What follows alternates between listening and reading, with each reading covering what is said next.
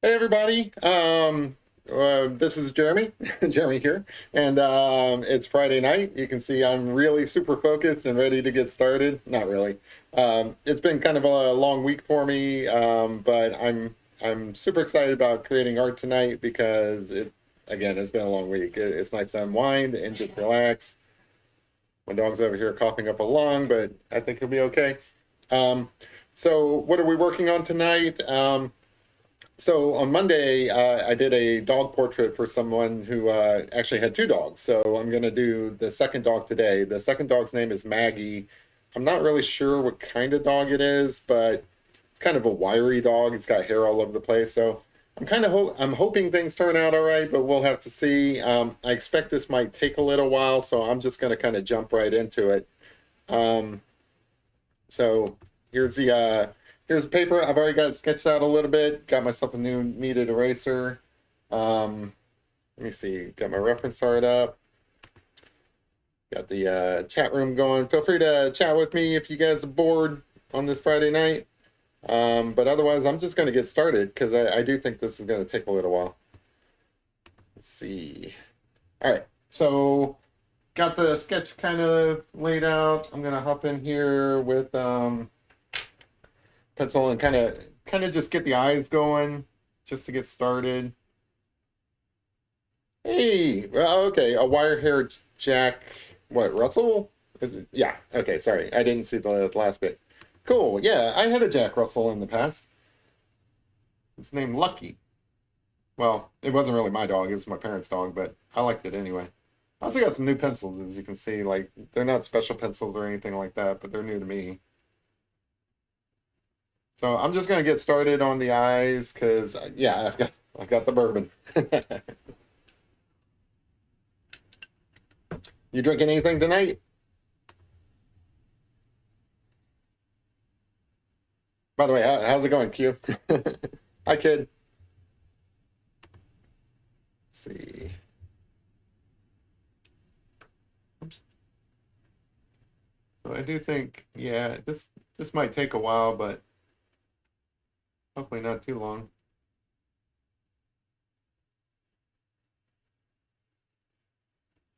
I do like to start with the eyes when I remember to. I don't always do that, but it definitely helps me kind of get anchored into the picture.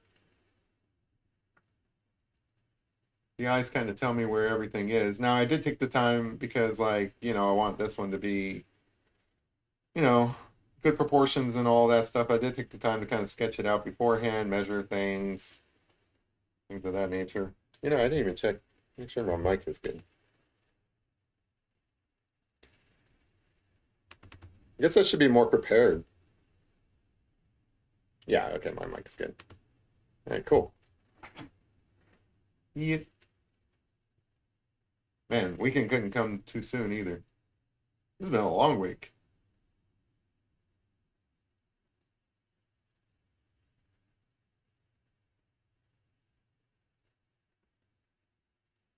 Kool-Aid in hand. Nice. Sweet wine. Yeah, sweet wine's good.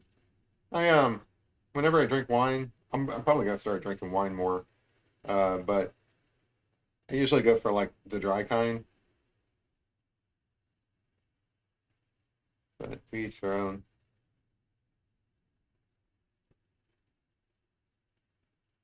All right, and I also got like a new blending stump so that I can keep it kind of clean.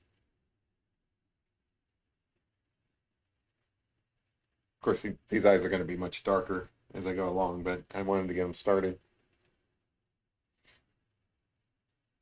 Well, I didn't do any preamble at all. I just jumped right in. Let's see.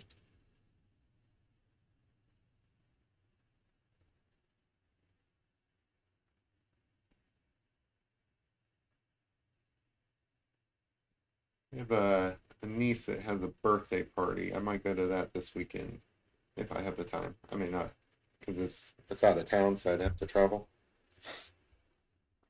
But we'll see how it goes.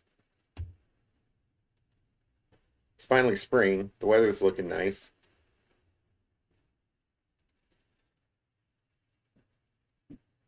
So this area over here is the darker side. I really should show my reference art. I forgot to put that up. Maybe I can splice that in. I should be more prepared. I suck at this. Let's see. There's-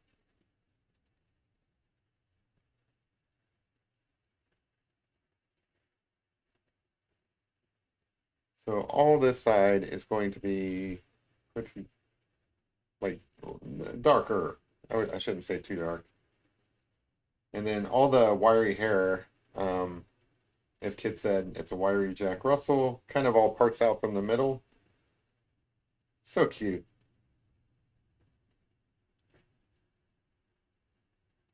Like if this dog was up for adoption, I would probably take it. How long have you had this dog? I know you said the other one was a little bit older. This one kind of still looks, I don't know, like a puppy a little bit. So I'm drawing really faint light lines here just because I don't want it to be too dark. Probably put them in a little bit faster since I'm going to be blending it out anyway.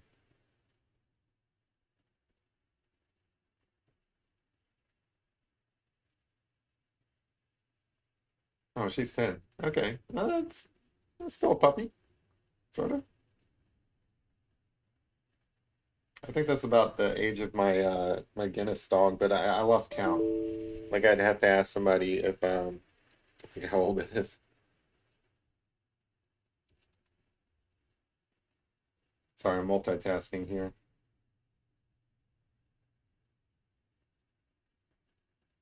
So I'm trying to keep with the direction of the fur, just so that like any kind of like extra lines that I don't blend out kind of like merge in and look like the hair itself. I think that's a pretty good rule of thumb.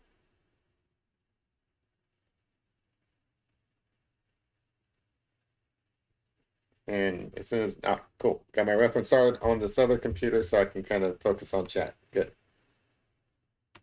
Nice. Raccoon sunburn. Yeah. Yeah, it's the season for sunburns.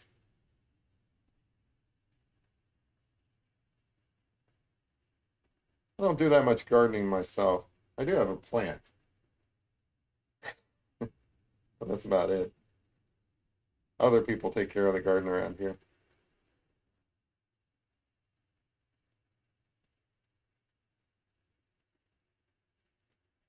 Get that little nose going.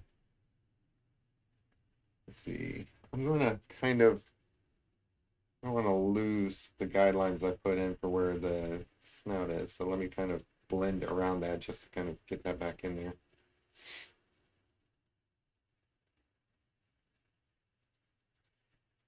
Like when I do a sketch beforehand and then start, rendering it with tone, I'm always worried that I'm going to lose the original and kind of get lost on where I am and things like that and have to kind of refine the likeness.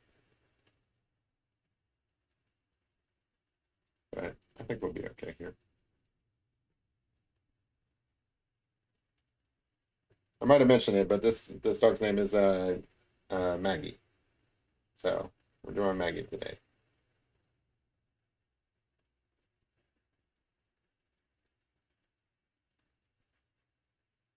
I've been really enjoying doing all the pet drawings that I've been doing. I don't know if it's like going to be my thing that I really focus on, but for now, I'm liking it.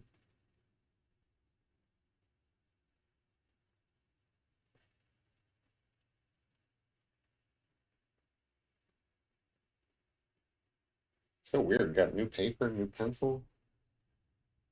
I feel like I've upgraded. All my other pencils were getting kind of a little small. Let's see. It is allergy season, so let me grab a tissue real quick.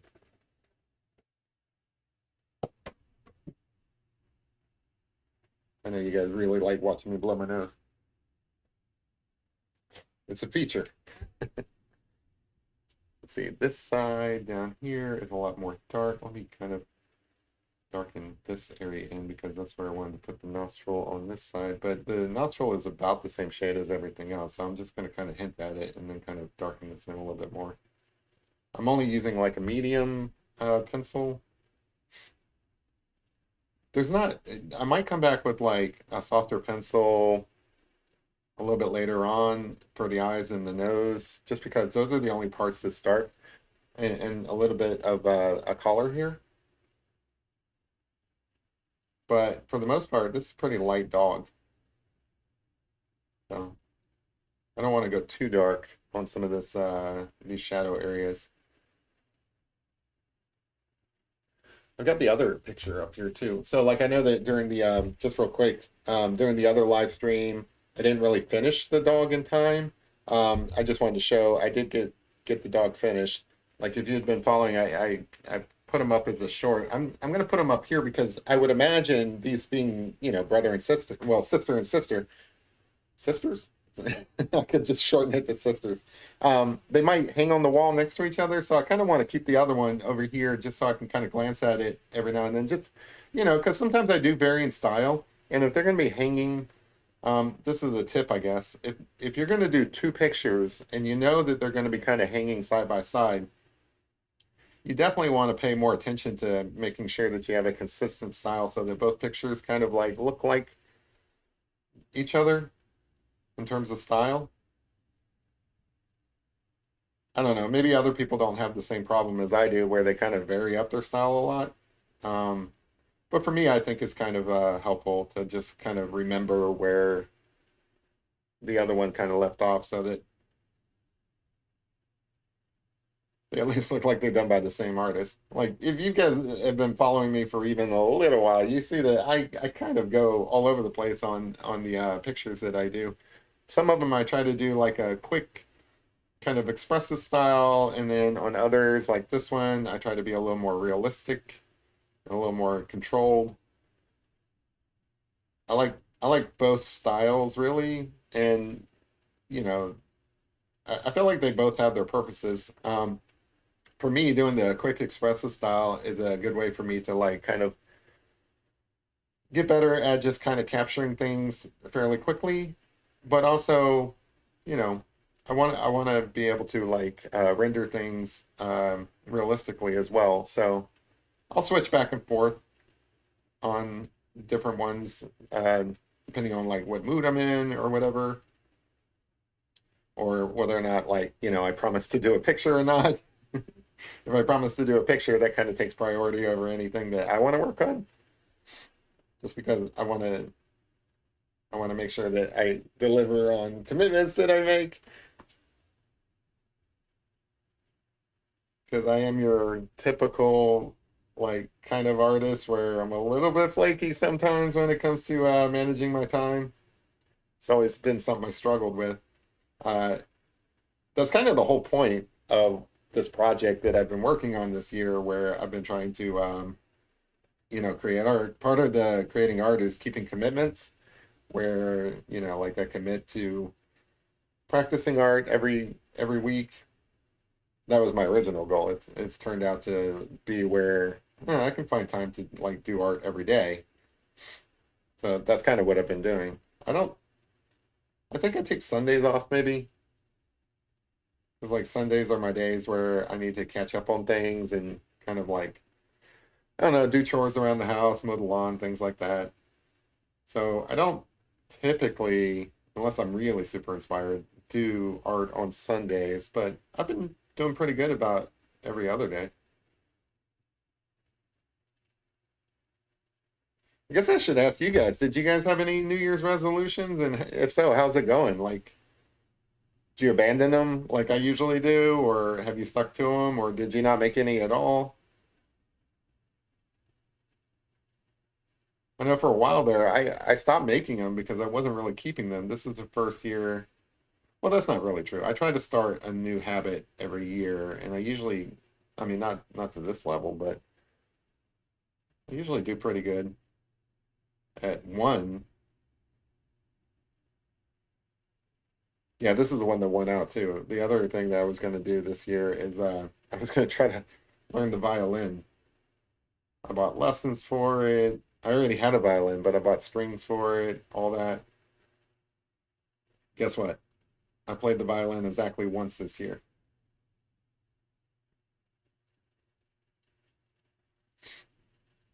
So it's not like I'm killing it on all my New Year's resolutions. I just enjoy drawing pictures, so like that one's been easy to stick to. Such a light puppy. I don't want to go too dark on anything, and I kind of want to be really careful with my marks. That's why I do think that this will probably take as long as the other one that we did the other day. And like before, if we run out of time, I'll just finish it up and like post it later. But I'm gonna try like that's one of the reasons why I started with the eyes. You guys don't need to hang around while I finish off like, like his back or something like that.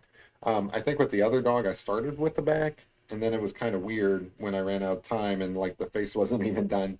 So this time I'm starting with the face. I'm trying to be better about that. I have to remind myself I'm not just a visual artist.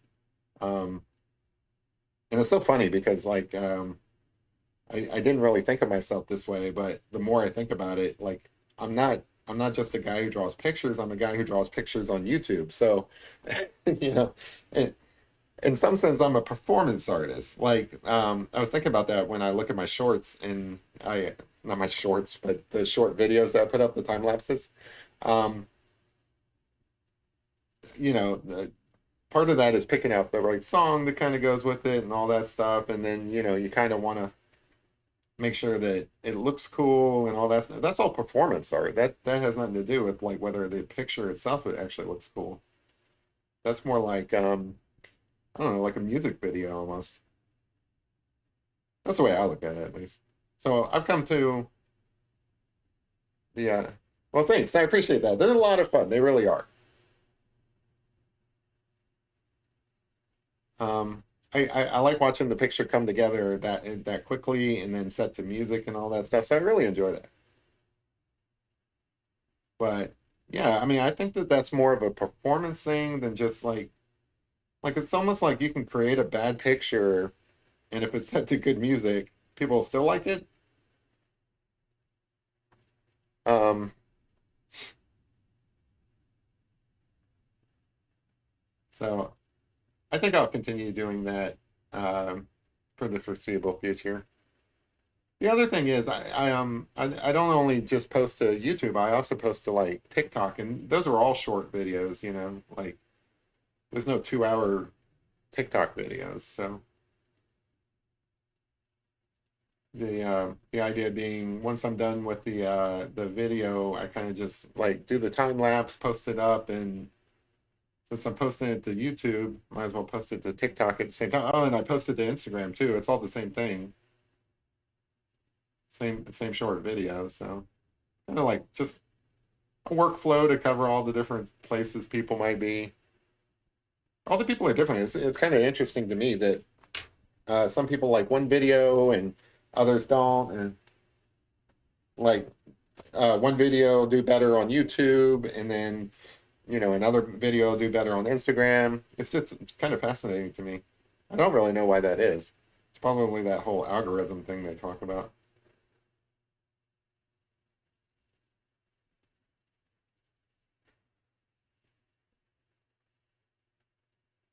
But I don't really do this for the likes anyway. It's just kind of fun to see that stuff. If I did it for the likes, I'd probably be a painter.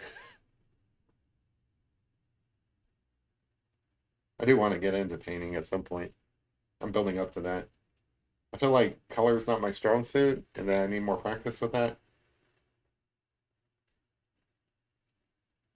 I'm not going to do a stream of it, but I think I'm going to do a watercolor picture this weekend. And if that turns out well, then maybe I'll revisit doing like watercolor live.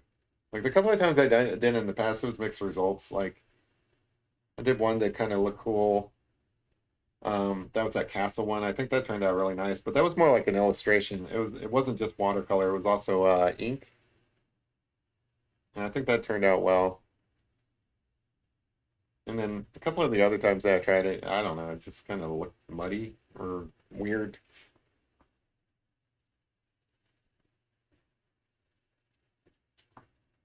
Little doggy. He's so cute. It, it's hard to draw these pictures because I'm distracted by the cuteness. This guy, I mean, well, girl, I'm starting to become aware that some girls don't like to be called guys. But this girl is so cute. You can tell she knows it too, just in this pose that she's making.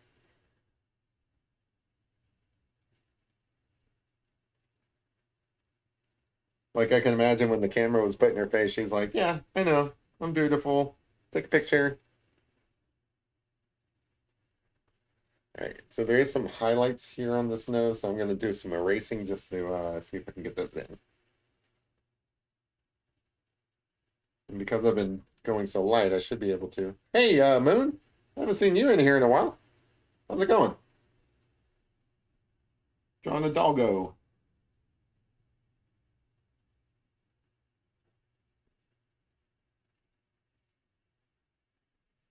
So I recall you're a dog lover as well.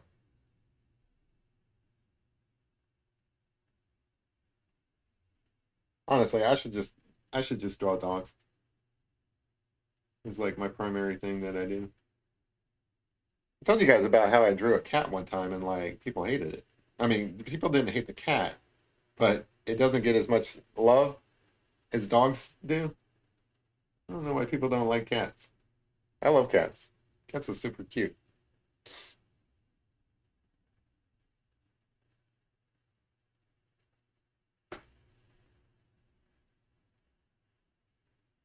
Or maybe it was my picture. I don't know. Maybe they just didn't like my picture.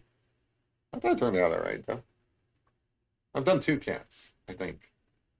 One in color, mixed results, and another one in charcoal. I think they both turned out okay. Honestly, really, I shouldn't try to judge my own work. That's for others to do. I secretly hate everything I do.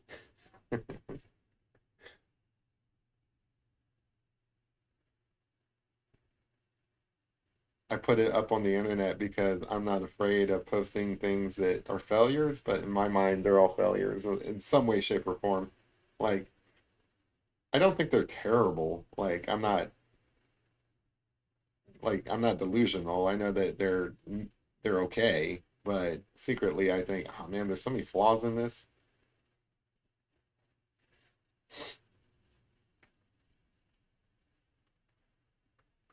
So I would like to actually throw that out for like people who are struggling with their own art, wondering like, oh man, I don't know if this is any good. I'm having trouble with it. Everyone has those kind of like, issues with their art. Everyone hates their art. It's like the one universal quality of all artists. Like, I have not met a single person who is super happy with their work. They might be proud of a particular piece and they may be happy that it went better than expected. Yeah, yeah, we see all the flaws. At least I do with mine, and everyone I talk to, because like I do hang out with people just because I'm interested in art. So I talk to artists and stuff like that. Like I go to art fairs and I strike up conversations with people just because I'm kind of interested in that whole aspect of it. It's like, well, what's involved in like going to an art fair and like, how's it going? You doing well? Things like that. So I strike up like conversations with them, and yeah, I mean, it's pretty universal. Everybody hates their art. I mean, they don't dwell on it, and I think that's actually the key.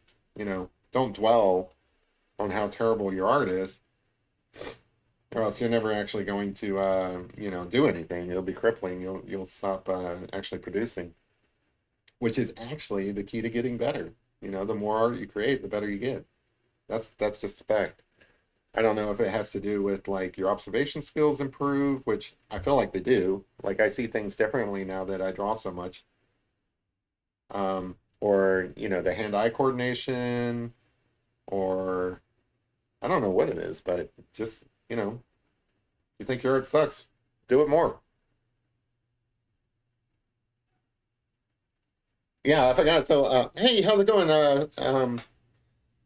Huli, sorry. Um, how's it going, Moon? Wait, I already said hi to Moon. I wanted to say about Moon. Moon also draws pictures. So, like, if you ever see him in the Discord or just catch him, like in a casual conversation or something, ask him to show his work because it's actually kind of cool.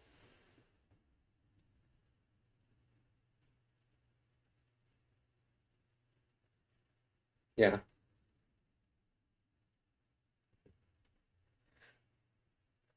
Drawing dogs are fun. Anyway, I forget what I was talking about. I started drinking before I even came on the show, so bear with me.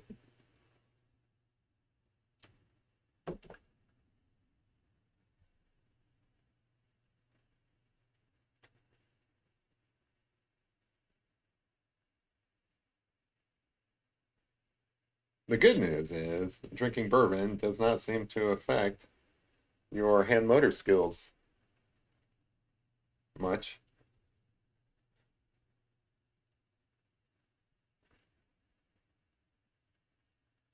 Don't drink and draw. That should be a thing. Yeah, Moon, you should do a, YouTube show. You should come on my YouTube show. We'll do one of those StreamYard things where we have the things side by side. You draw a picture, I draw a picture. I should do that. I should invite people on and do like a double drawing thing. That would be kind of cool.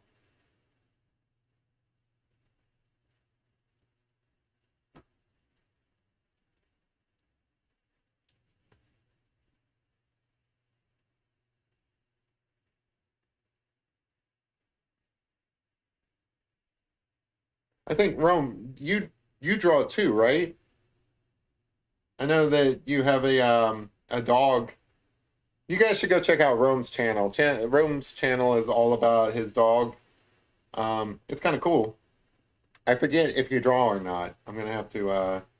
I think you do, but I don't want to. I don't want to throw you out there and say that you do draw when if you don't actually draw like often or something like that.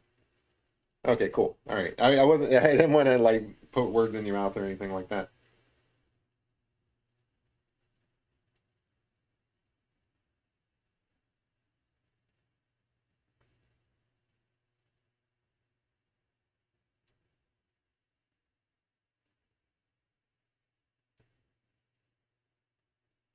I was thinking about live streaming on Twitch as well. Apparently, people draw and stream on Twitch, but I went and checked it out, and it all seems to be like digital stuff, which isn't my thing. I mentioned before, like I've done digital in the past and stuff, but like I'm on like a mini protest right now against digital art, and it's not that like if you do digital art you're bad or anything like that. I mean, to each their own. I'm not going to judge you too much. It's just it's not for me. Like lately, I've been kind of like paying attention to the whole AI art thing and like the digital stuff where somebody will just put like some filters on like a photo and call it art and I don't know. It just technically it could be considered art. You're being creative and stuff, you're making choices, you're using a tool and so on. It's just I don't know, it's not anything I'm interested in. I'm kind of committed to this whole traditional art thing.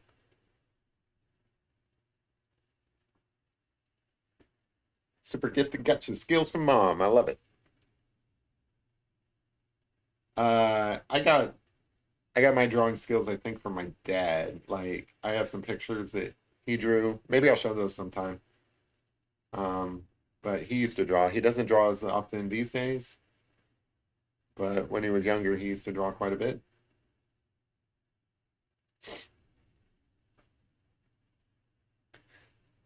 It's it's funny. Been sitting here for like 30 minutes and barely got anything done. Making tons of progress here, guys. It's because of being so careful. I often say that the parts you got to get correct are the parts that people focus on. Um, and then you can kind of like lighten it up and be a little bit looser as you move away from those areas. So, the eyes, the mouth, nose, things like that. Those are the things that draw people's attention the most. And then once you got that nailed, which is so weird because I started that other picture completely the opposite. I don't know what I was doing there. And it turned out good. But if you focus on crayons, P. Denver was wanting me to work with crayons again. She was wanting to do something similar to that parrot that I did. I don't know. I'm not very happy with that parrot, but she had a good point. The colors that came out of melted crayons, they're just so vibrant. And from that aspect, I think it turned out pretty good. But I don't know. Like, I didn't like melting crayons with a hair dryer. That didn't seem to work out well. But I think I'm gonna get a hot plate and see if I don't set my house on fire. Because if I had a hot plate and I put the paper directly on it, then you can like draw with the crayons and they're melting in real time instead of having to pre-melt them.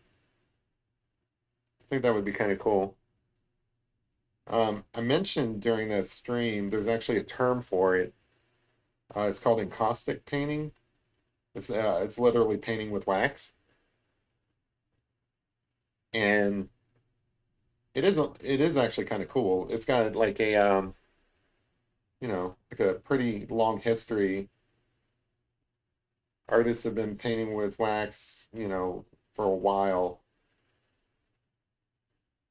So it's not like, it's not as common as like oil paint or acrylics or anything like that, but it's still kind of cool.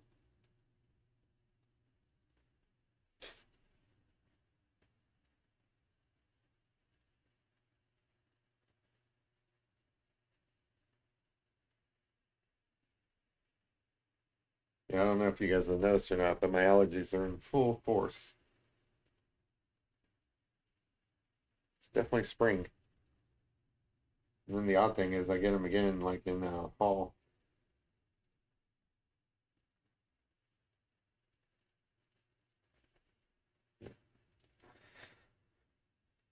All right, so I'm going to come back to around the nose and kind of build off from around the nose. I think that's a good starting continuation point. Because it is kind of like if you look at the dog's face, it all kind of like it just kind of funnels out from the nose. That's where all his her wiry little hair goes, and so on.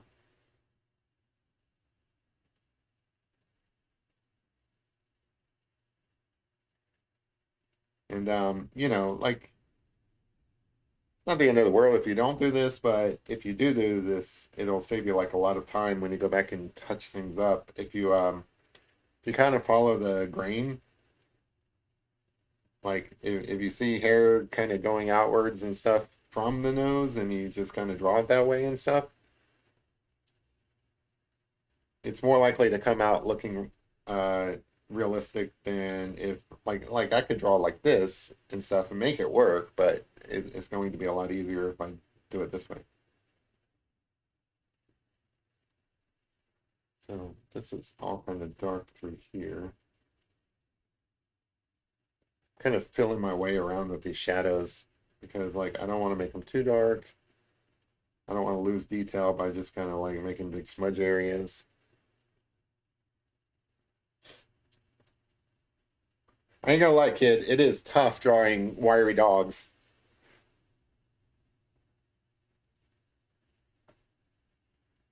It is tough. But I'm up for the challenge. I can do it. I feel confident here.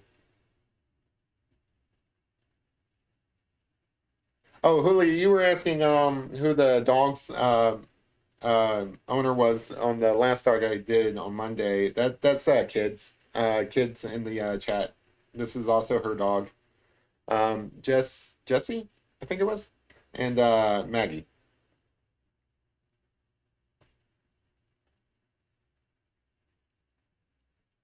Sorry, I forgot to reply to your comment.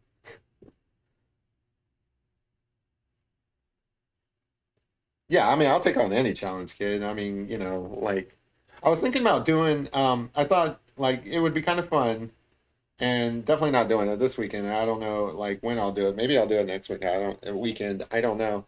But I thought it would be fun just to do something a little bit different, break it up a little bit, is on a Saturday or a Sunday or something, do a marathon. And what I would do, and it would take a little preparation, I would set up a way for you guys to either submit photos or just at least make suggestions and just marathon all day, like really quick pictures, not like spending a lot of time on detail or anything, but like, you guys come up with a suggestion like, hey, can you draw like a space alien or something, right? And then I draw a space alien. Quick, probably not great, just for fun.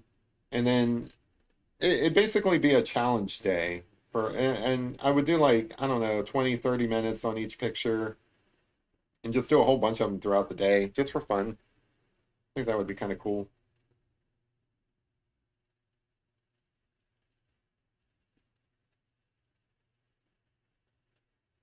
Plus, I just like the idea of doing a marathon. I've seen other people do marathons, and I'm always like, man, how do they have the patience? But then I'm like, yeah, I can do that. But then I'm like, why? Like, what would I even do? But then I'm like, well, who cares what I do? Just do whatever the audience tells me to do.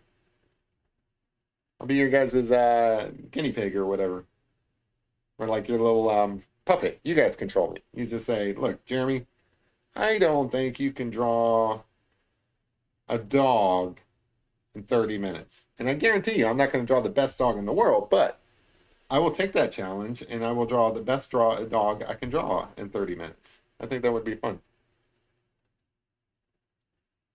Yeah, this one's like a wiry Jack Russell, so that's going to be a smaller dog.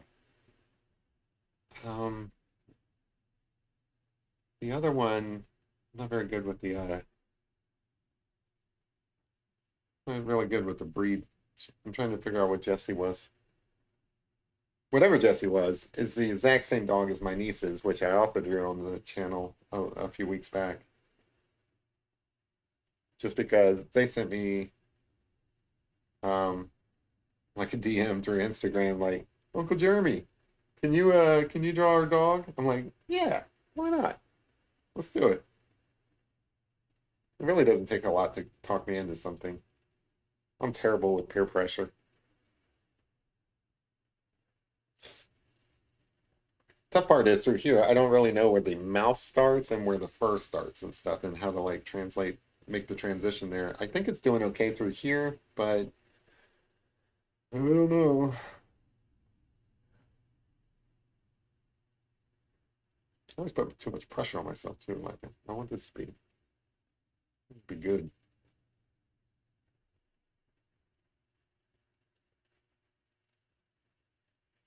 Hey Packer, how's it going, man? I ain't seen you in a while. A little CIA Jack Russell, Lake Park. Oh, okay. So you're doing the local one. Cool.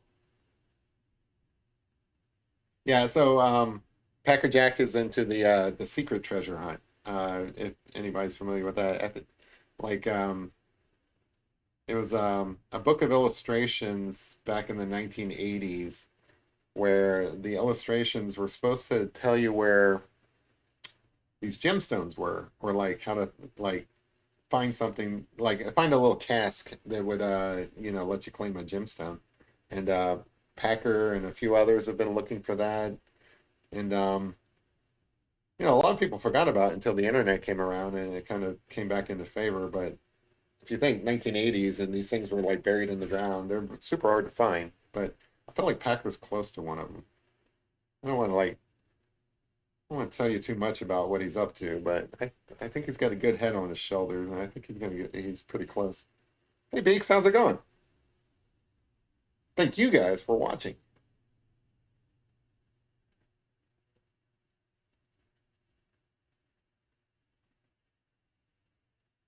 Yeah, I figure I'll get a good couple of hours in on this dog. I don't know if I'm gonna finish it in in the time, but I don't have anything to do tonight, so it's not like it's Monday. I can stay up late and finish this up. So I'll keep streaming probably until it's done. You guys are welcome to hang out with me, or if you get bored and you leave, I won't hold that against you.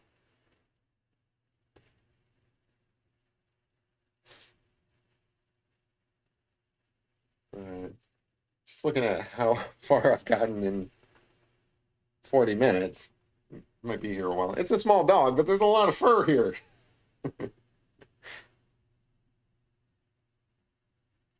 And I guess I could go quicker and kind of like fill in areas much quicker, but I don't know. I don't want to like just scribble in a dog and lose some of that detail. I want to take my time. But I've got nowhere to be. I've got my bourbon glass still half full. There's so much condensation on these bourbon glasses because I do put the ice in them. I have to keep it far away from the picture so that I don't like. I'm always worried I'm going to spill it, but then I got to start over. Where is Jack Russell? All right, let's see. There's some new lines that kind of come down off the eye there.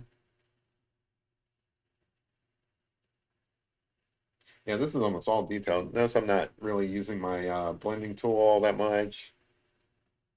You don't have to draw in each individual hair, but you do kind of want to like give the appearance. 65.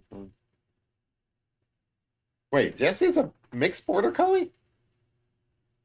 How does that work? I thought border collies were like long-haired dogs.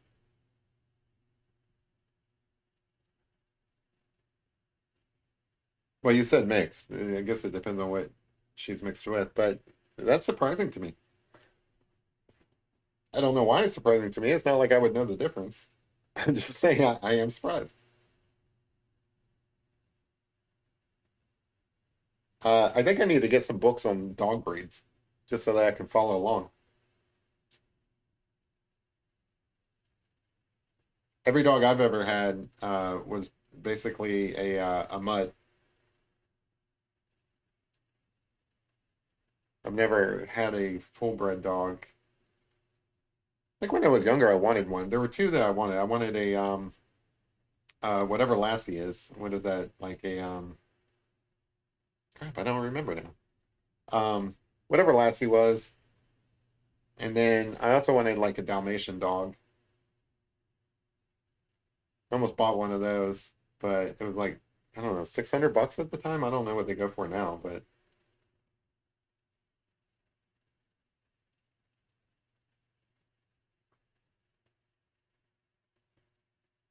what the heck is Lassie? Stratfordshire Terrier.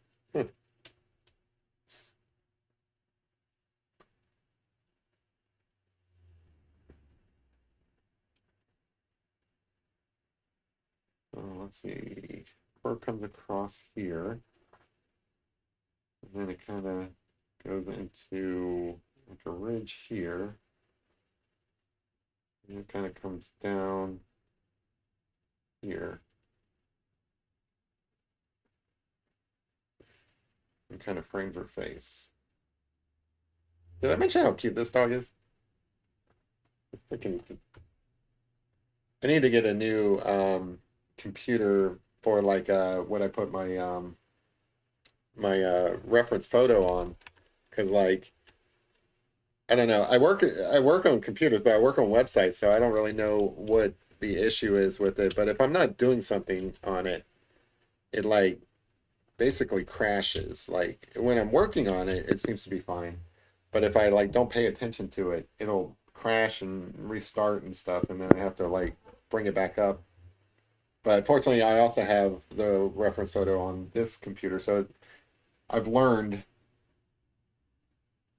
So I don't really have to stop what I'm doing. It's just it's better to have it on this screen because it's bigger, and I don't have to like be distracted by switching from the chat and so on. I don't. You guys don't care. You guys like draw a picture, monkey. Just do what we tell you to. We don't care what your problems are with your computer.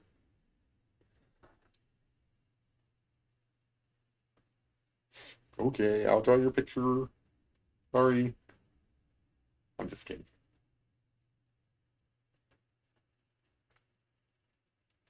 That's a that's a Weimer's.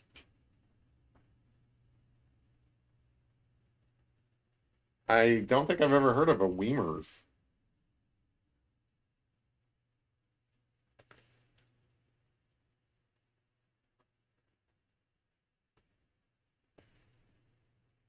Hey Packer, if you're still in here, when you coming back down to Louisville? Weather's nice now. When Packer came down to Louisville to hang out with me that one time, well, it wasn't really to hang out with me, it was to like, explore his project. Um, it was so cold. And it was nice earlier in the day. I think it was like 60 degrees earlier in the day. And I'm like, "Ah, I don't even need a jacket." So I don't live in Louisville. I live about an hour away. So I'm like, "Ah, I don't even need a jacket because like when I left, it was warm. When I got out there, it was freaking cold. Like so cold that like I don't know, my hands were all like turning blue and stuff like that. So luckily, Packer had an extra jacket and let me borrow it. He's super nice that way. Don't let him ever, convince you that he's not nice because he is. And yeah, if it wasn't for that, I probably would have froze to death.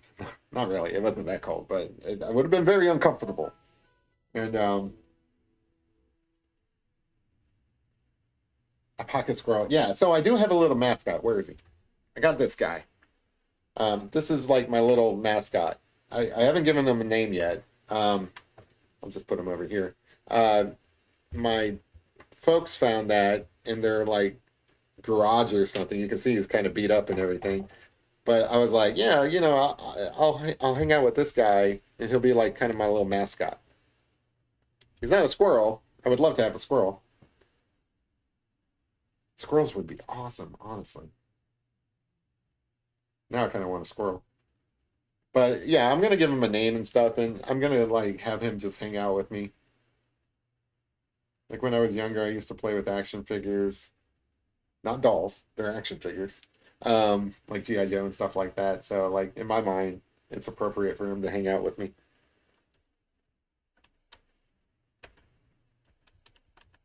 They're not dolls; they're fully posable action figures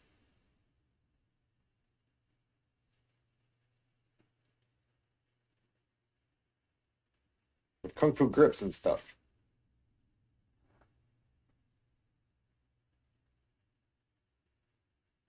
I don't know if I mentioned this or not, but like, yeah, I was really into like GI Joes and stuff. And the last Comic Con I went to a couple weeks back, the guy who actually invented most of those characters, um, he made like he made the characters for I think the comic, and I think it was in conjunction with the action figures and all of that, and then later into the cartoons. The guy's name was Larry Hama, and he was there, and I actually got to talk to the guy, which was like a childhood dream of mine because I grew up with those comics. Um, GI Joe, like Storm Shadow, Snake Eyes, all of that stuff. If you're like of a certain age, you might know who I'm talking about. But like even if you're not that old, um, they've kind of brought back some of these characters and stuff. So like you might know what I'm talking about. But anyway, he created all of those characters, and I got to meet him. It was super cool. And I go up to him. I'm like, I grew up with your art. I think you're so awesome. I really appreciate you being here. You influenced my life. I appreciate it. And the guy looks at me like, okay. Like he probably gets that like all the time. Like, uh-huh, sure, crazy stalker, go away. But I don't care. It was fun for me, to meet my hero. Um, I might have mentioned before, but I had a similar experience with an artist who did all the Dungeons and Dragons books back during the 80s. Ah, crap, what's his name? I can't remember it offhand.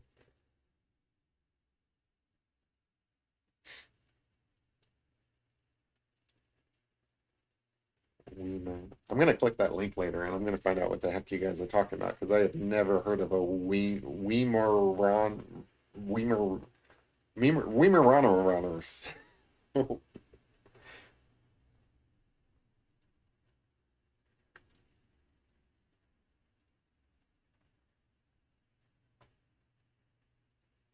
do you pronounce that? Weimaraners. I don't think I could pronounce that even if I wasn't drinking.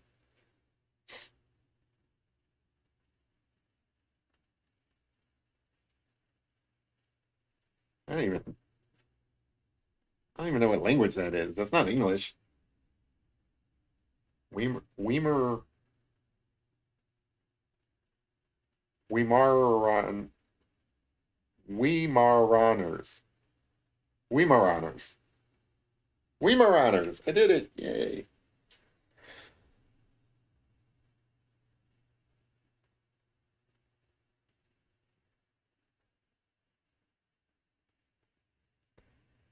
Just to get back on track, so the only thing I'm doing here is just basically adding layers upon layers of charcoal um, to kind of mask, like your lines and stuff. Like you just keep adding layers over it, and it ends up creating the illusion that there's a lot more hairs there than you actually drew. Takes a while. It's a little bit tedious, but it renders a relatively realistic drawing. People look at it and think you know what you're doing, but really all you're doing is just drawing the same lines over and over and over again. So you're basically, it's basically OCD, right? So you're just like drawing the same line over and over again, and they're like, "Oh, that looks cool," and they call you an artist. When really you probably just have like some issues that you should probably work on, and you know, I'm only joking. It's actually every line is with intent.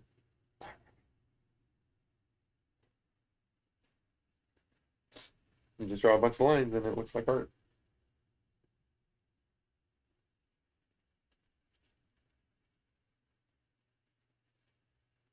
I mean, there is some like, thoughtfulness involved. Like you want to kind of draw the lines in the right direction. You want to be careful not to draw them too heavy and too light and stuff like that. But the it's not rocket science is what I'm getting at.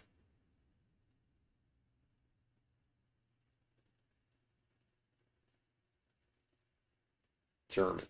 Hmm. We mar Weimaraners. Weimaraners. There we go.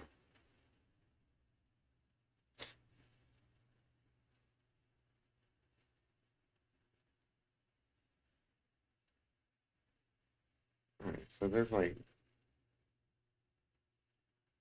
I think there's like some wispy hair that kind of comes up like this. This is getting into where there's like a lot more details and you have to be more like careful because you don't really want to get too off course here. You want to capture that likeness,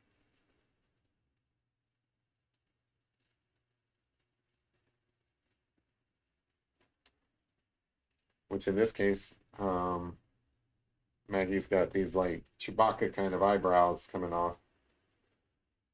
Um,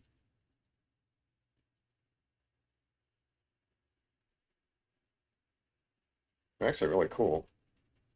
What does it remind me of? There was a famous dog, I think, in some TV show. Benji. Benji had these kind of like, I think so. Like back, like way back. I'm not that old, but I grew up with Benji. As a famous dog. I forget what Benji was, but Benji had shaggy hair, little dog. When I was growing up, I had a Benji looking dog myself.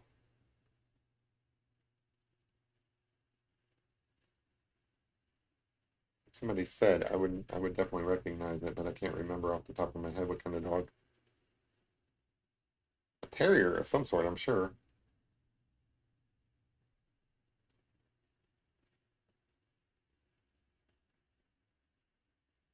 he says, pretending like he knows what he's talking about.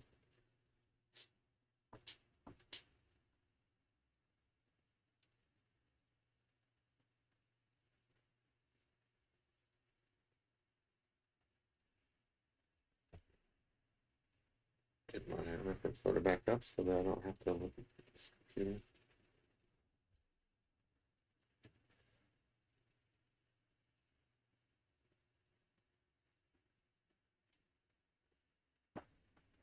So as far as like actually creating, realistic fur, it really is just lines, and you just have to kind of be careful. You can draw them longer, and shorter, depending on what kind of like, I don't know, hair you're dealing with on the dog. In this case, it's a long-haired dog versus the picture I did the other day where it's a short-haired dog. So I can get away with drawing longer lines. But as far as like creating realistic fur, there's there's two things to it. So like one, you can press harder and you'll get a darker line. Um, and that works some of the time. And other times you don't really want to press too hard because it's still light fur. You just kind of go over the same spot multiple times. And as far as like spacing of things, so like um, the closer that you put things together, it's like cross hatching. It's going to have the appearance of being darker the more lines that you put in close together. So I just drew a bunch of lines, like they're hard to see, but I just drew a bunch of lines really close together, so it looks thicker or darker or whatever the case may be. Versus like, if I draw a line up here and then I draw a line over here, it looks lighter, um, just because they're spaced out more. It's the same pressure I'm putting on it. It's just because they're spaced out more, um, it gives the appearance of being lighter. Now, why does that matter? It matters because like when you're dealing with like pen, like say you decide to go off and draw a picture in pen, um, you can't really make the pen that much lighter. The ink is ink, right? It's going to be as dark as it wants to be. Now they do have different pens and different weights and stuff like that, but you still have to, you still have the same, basic black ink that you're dealing with. So these type of techniques of spacing things out or kind of grouping lines together and stuff to make things look darker, if you practice those type of things, it'll work for you whether you're dealing with pencil like I am now. It's a little bit different in pencil because you do have like lightnesses and stuff like that. But um, the bit about the lines you're drawing, that applies whether you're dealing with ink or pencil or whatever. So it's good practice to have just because you can kind of switch between what you're drawing with. You're not kind of like stuck just being a pencil drawer guy or girl. You can kind of vary it up a little bit, which is fun because like I have a set of pens. I've only used them a couple of times, but it's on my mind because I was thinking like, oh, it'd be kind of cool to do like a pen and ink drawing sometime soon. Um, and I'm not worried about it because like you would think switching from pencil to ink would be a little intimidating or should give you anxiety. It really shouldn't because the same skills are going to be there regardless if you practice those skills, which is what I'm kind of recommending. Spend some time, draw different lines and stuff in various closeness to each other, and then space them out and stuff. And guess what? That's the same skills that you're going to be applying to your pen and ink drawing as well.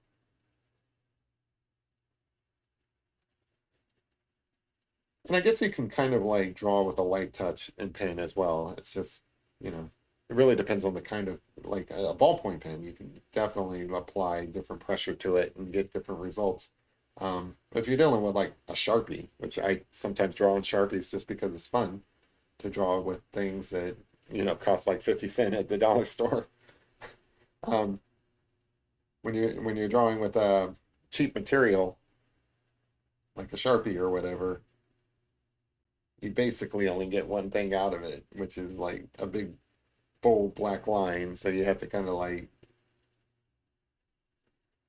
be a little creative with how you space your lines and so on to be able to create the kind of different tonal values. If you guys remember from previous times, the tonal values are basically your highlights, midtones, and shadows. In this case, most of the face, because it's a lighter dog, so like all of this is going to be kind of like highlighted over here. This is going to be kind of mid-tone. So there's no real, there's some shadows maybe up in the ear and so on, and maybe a little bit through here. As you can see, I got a little bit of darkness here. Those are your shadows. But for the most part, it's mid-tones and highlights on this dog, just because the dog has lighter fur. I think it's like a light tan, and just the photo that I'm working off of, it's well lit. It's a very nice photo. Like whoever took it, good job.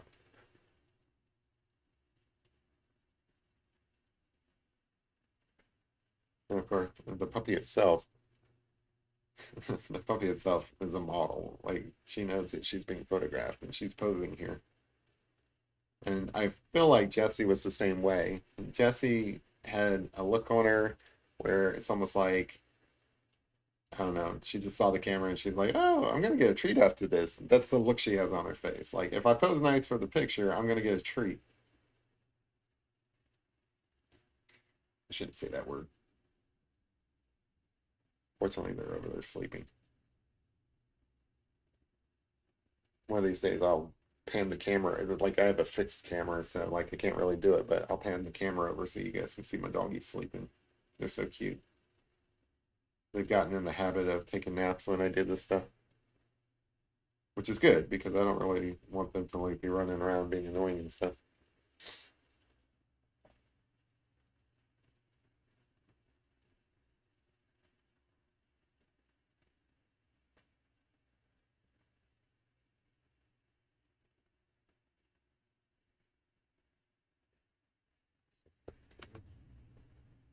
I can move this out of the way. I don't know why that's still there.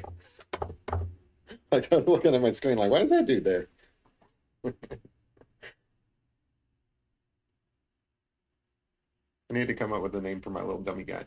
I tried to draw him the other day. Drawing those little guys, it's actually more difficult than you might think.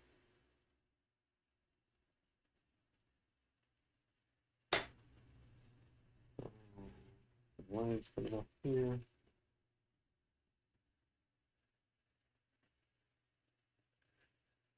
So through here, on this side, it's a little bit challenging. I need to put in lines to represent the fur, but I don't want to get crazy with it because they're actually like white fur. So I need to be very careful with the lines over here. Then through here, it's into some of that mid-range. Yeah. Yeah, they're not. Sad part. Got my parents' dog is probably not gonna be around that much longer. Which is sad because he's so sweet. He's a very sweet dog. But he's got the cancer. They did not give him a good prognosis.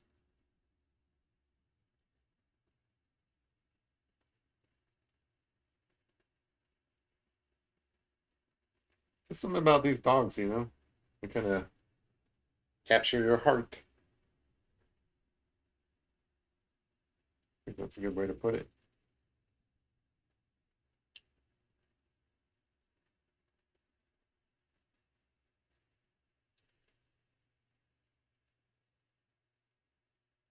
I think I mentioned before, like if it was up to me, all I would do is draw dog pictures or pet pictures in general. I've been trying to draw, since I'm on the subject, I've been trying to draw other pets, like it's horse country out here, so I've been trying horses. I see, done a few cats. I did a bunny rabbit. I wasn't very happy with the bunny rabbit I did. I think it turned out okay, but I don't really like the pose I did on it, the composition of it. So I did it off of a photo I had, and it was probably the wrong photo to work with. So I might redo my bunny It's fun to draw because I did it on yeah, I mean yeah, I appreciate that kid, but you know, it's just life, I guess. He's such a sweet dog too, though. Like that's what makes it terrible. He's one of the big dogs that just kind of dumb dog that just kind of flops around all over the place and stuff like that. But he's so sweet.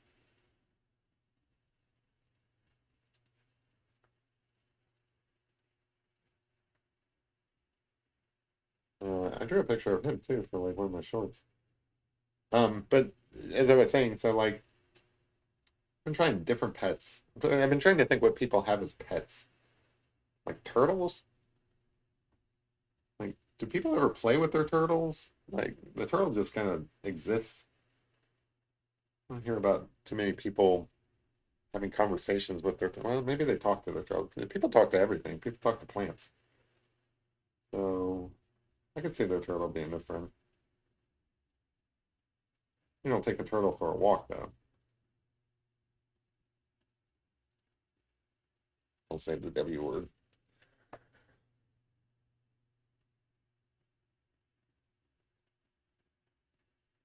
How you doing, Guinness? You having fun? You bored?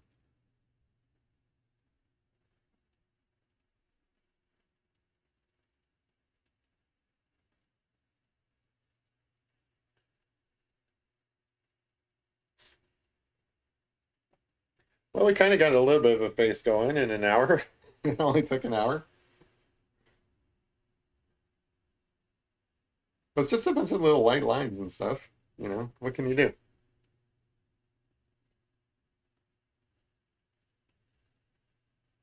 I think it's coming together though. At least this side. So like this side over here could be darker.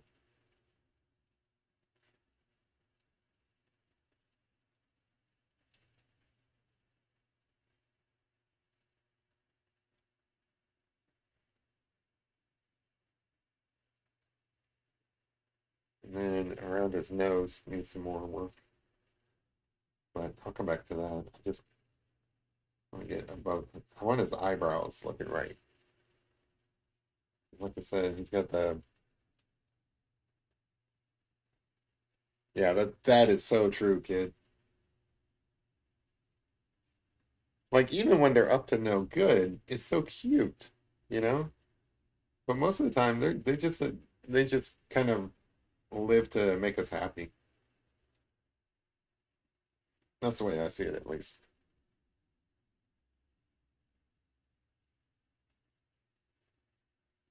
Dogs are like universal companions. Like I don't know anybody who hates dogs. Like there are some people who don't want dogs, don't have dogs, and so on. Like there are people who are afraid of dogs,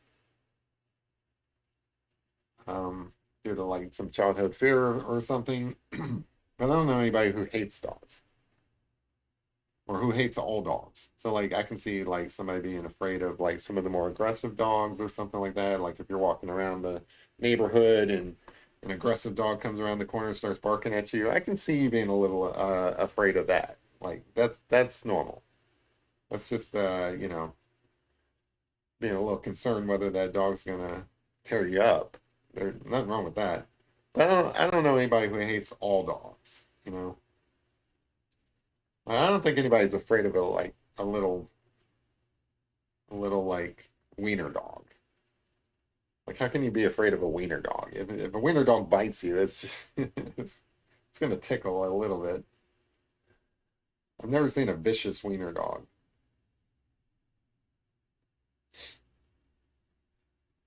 Oh, in June, I think it's June. They have wiener dog races around here. I'm gonna have to go out there and capture that on camera, share it with you guys.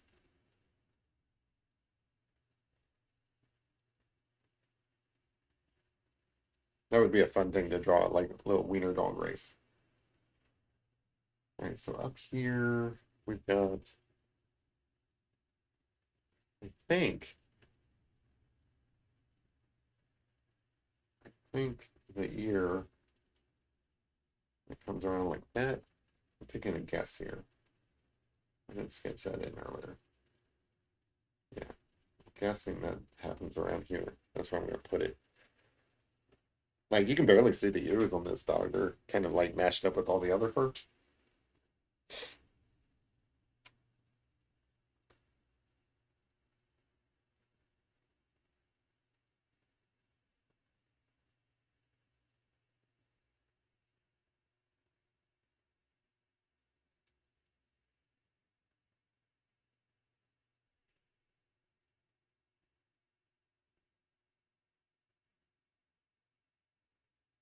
I think asked last week, are there any movies coming out this weekend? I guess I should probably look that stuff up. I shouldn't ask you guys. It's not your job to plan my weekend.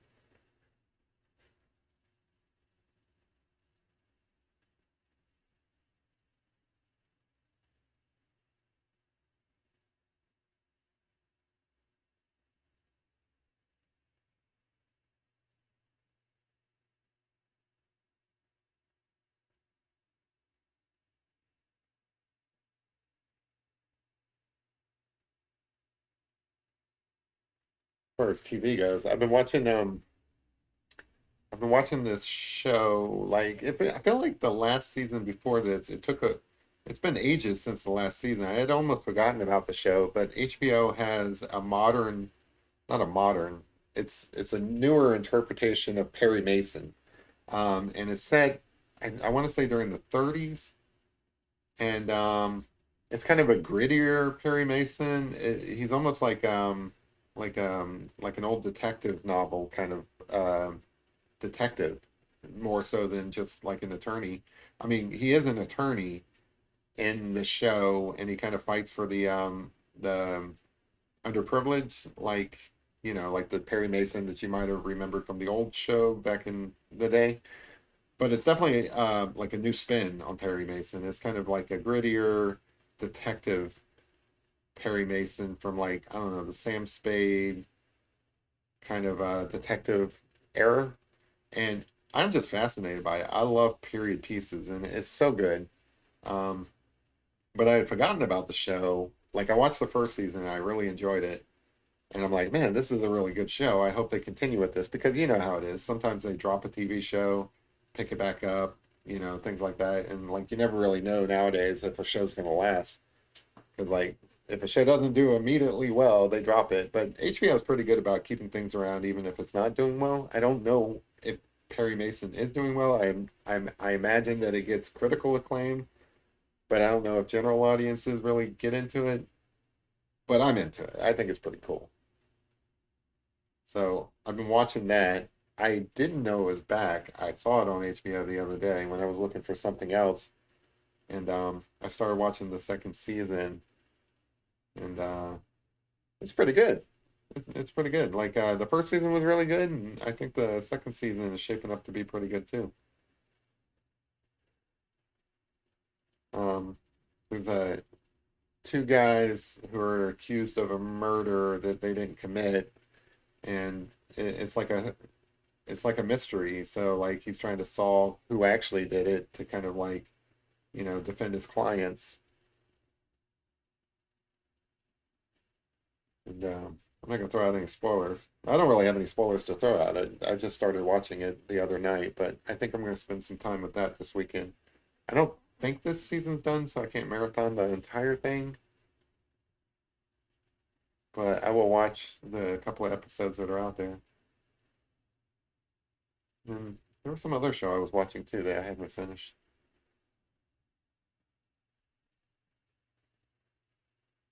but I can't remember what it was.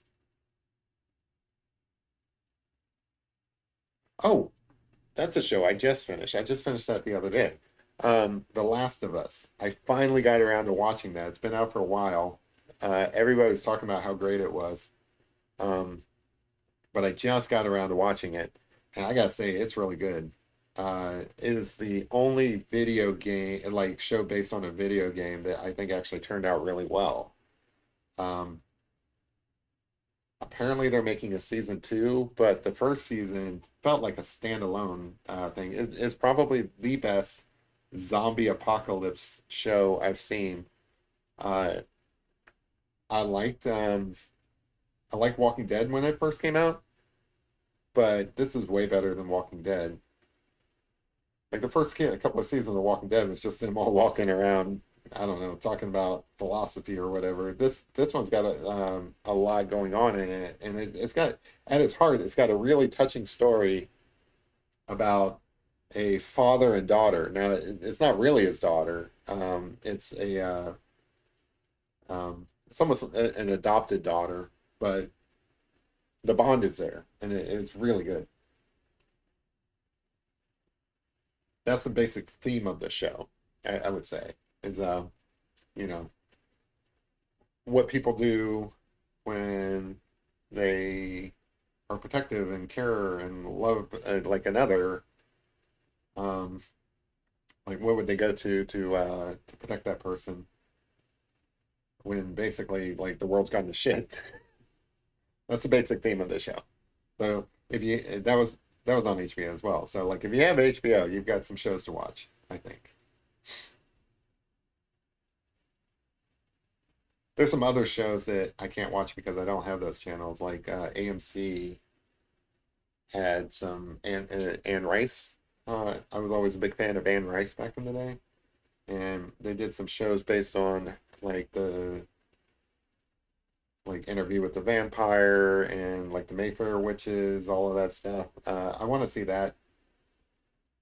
Maybe I'll sign up for AMC just to see that, but I haven't gotten around to it. It's kind of one of those things that you probably should watch like around Halloween. That's like traditional. Like I don't know if it's really a springtime kind of show. I don't know. I don't know what constitutes a springtime show.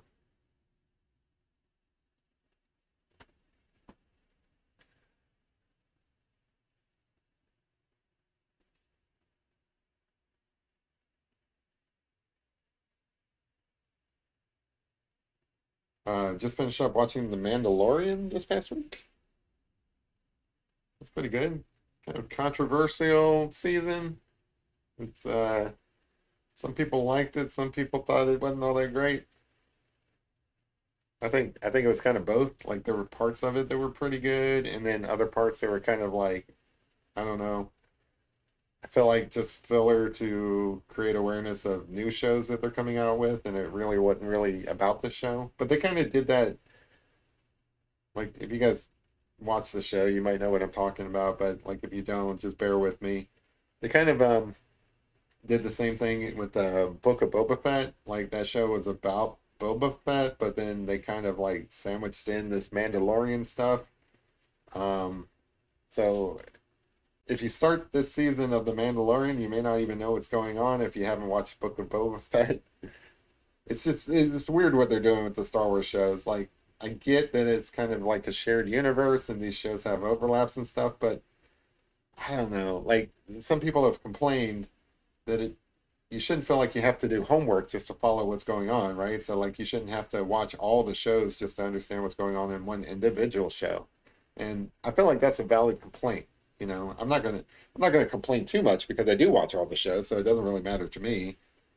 But if somebody didn't want to watch the Book of Boba Fett, they just wanted to watch The Mandalorian, I get it. Like it doesn't make you shouldn't have to pick up watching The Mandalorian and not know what's going on because you didn't watch that other show. So I feel like that's a valid complaint. It's not a complaint I hold.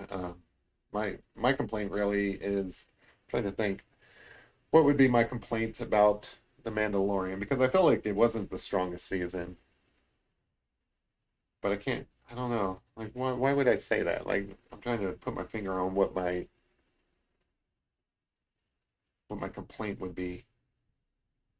I felt like there were like side stories that were kind of like not really about the Mandalorian. Like by the Mandalorian, I mean Din Djarin. If you watch the show, you'll know who I'm talking about. And Baby Grogu and all of that. The little Baby Yoda guy. Um, I care more about what's happening with them than the greater world that they're trying to do some world building and stuff so that they can support the other shows. I kind of care more about the Mandalorian than I do about those other shows and other worlds and stuff. So I guess my complaint is they kind of went on too many side quests and side stories that really didn't have much to do with the Mandalorian himself. I don't feel like that's just my complaint. I feel like that's kind of like the complaint that most people had with with the season, and some of the stories were just boring. They're kind of boring stories. But all in all, I would still watch it. The concept is cool. I like the characters. So they've had a few missteps. That's fine. They can recover. Wasn't the strongest season, but that doesn't mean that, like it's any reason to quit watching the show or anything like that. People get too upset too easy.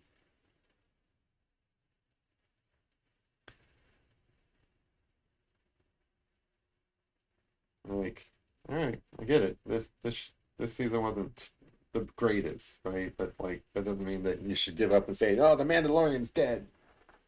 That show sucks now. It's over." I don't think that's true.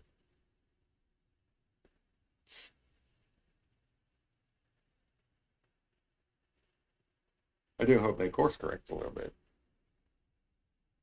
But it kind of seemed like again, I don't want to throw out any spoilers, but it seemed like at the end of the show, it kind of set it up to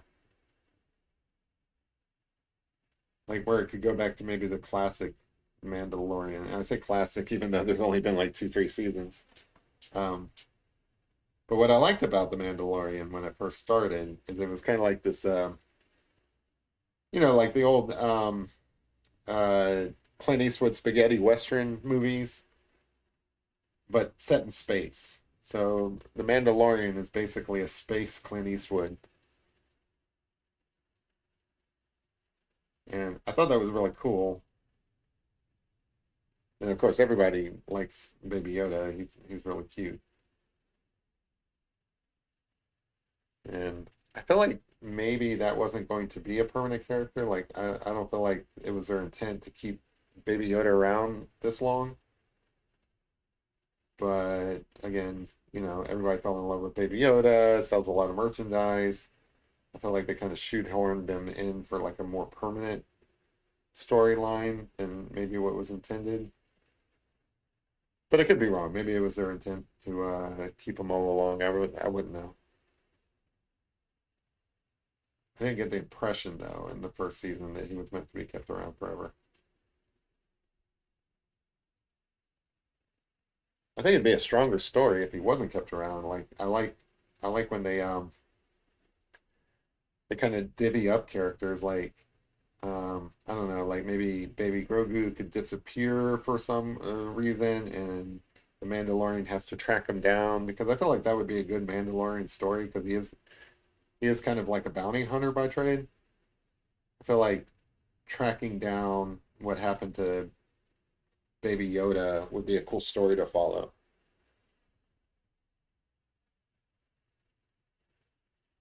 But I feel like that would be a little bit more risky than what they're wanting to do because a lot of people do tune in to watch that little green guy doing cute things.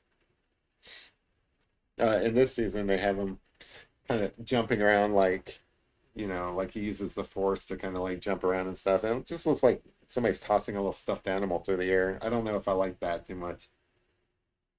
I think it's kind of goofy,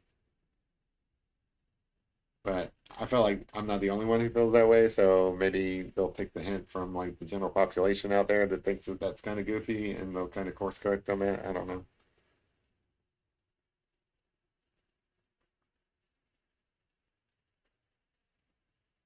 But the show that I'm looking forward to, like you guys might not even be into Star Wars, but just bear with me. I'm just rambling on, filling time while I'm drawing this picture. Um, the show I'm looking forward to in the Star Wars universe is the Ahsoka show. That's based on Ahsoka Tano. She's a Jedi who was like the Padawan of Anakin Skywalker, who most people know. Uh, Went on to become Darth Vader. So basically, Darth Vader's Padawan, which is essentially Jedi apprentice. So before Anakin turned to evil, He was a pretty good Jedi, and he had an apprentice, and I don't think they were supposed to keep her around forever. She got started on like the Clone Wars cartoon, but she quickly became a fan favorite. Like everybody likes Ahsoka Tano. So now they introduced her into like the live action um, universe, I guess, on The Mandalorian, and people responded well to that, and now she's got her own show. So I think that's coming out this year, like later on this year, like over the summer or something like that. I don't know. It's supposed to be soon. They've got trailers and stuff out for it, but I don't know. People running around with lightsabers is cool. I'll watch it. You put a lightsaber in it, I'll watch it. I don't even care if it has a plot. Like, I'm probably the only one of the only people who like all the Star Wars movies that came out recently. A lot of people didn't like it, got a lot of backlash and stuff from the general population, and I feel like a lot of that's earned. Like, it was kind of a ridiculous plot, but I don't care. You put somebody out there running around with lightsabers, cool special effects and stuff, I'll watch it. I don't care. I don't care if it has a story. Like, it literally had no story. It was basically like a bunch of people running around doing fetch quests for like the duration of the movie. I still don't even know what it's about. It's a completely forgettable movie, but I'm talking about the most recent, what is it, Rise of Skywalker, Star Wars movie? Completely forgettable movie, but it had lightsabers in it. So I thought it was cool. I'll go back and watch it again just for lightsabers. As you can see, it doesn't take much to impress me.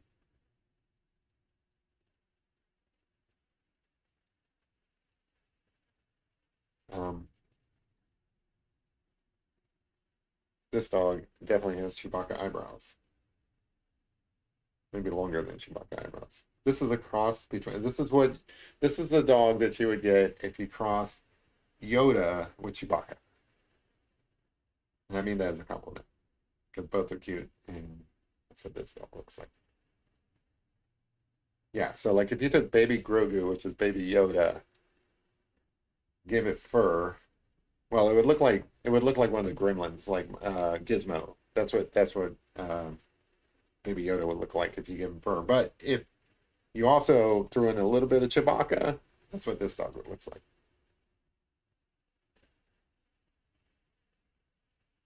Yeah, it is hard to beat the original Star Wars. I think that is the universal opinion. Like everybody agrees with that. It's I don't even think it's a like even in knockoffs, like people have tried to duplicate the themes and so forth with Star Wars, and I don't in terms of like something set in outer space, I don't think people have done that because like it's basically Star Wars is like basically your I don't know, like your adventure story, your hero's journey. It's almost like I don't know, like Tolkien in a way. Maybe not like as grand as Tolkien, but I don't think any other space kind of show has been able to do that. If so, I don't think I remember like Star Trek. Like people compare Star Trek to Star Wars all the time. Totally different shows, totally different themes, totally different kind of like deals. Yeah, Ewoks. There we go. She looks like an Ewok for real. Thank you. I completely forgot about the Ewoks. Yeah, she looks like uh the medicine. So there was a couple of Ewoks. I don't remember all their names and stuff. There was Wicked. Everybody knew Wicked, the Ewok. But I had the toys, and one of them was like a lighter furred Ewok. Anyway, he was a medicine man. He was like the medicine man in the Ewok village. That's your dog. Your dog looks like the medicine man from Return of the Jedi. Maybe not exactly, but very close, I think. Close enough where you can say they resemble each other. Or the same spirit, at least.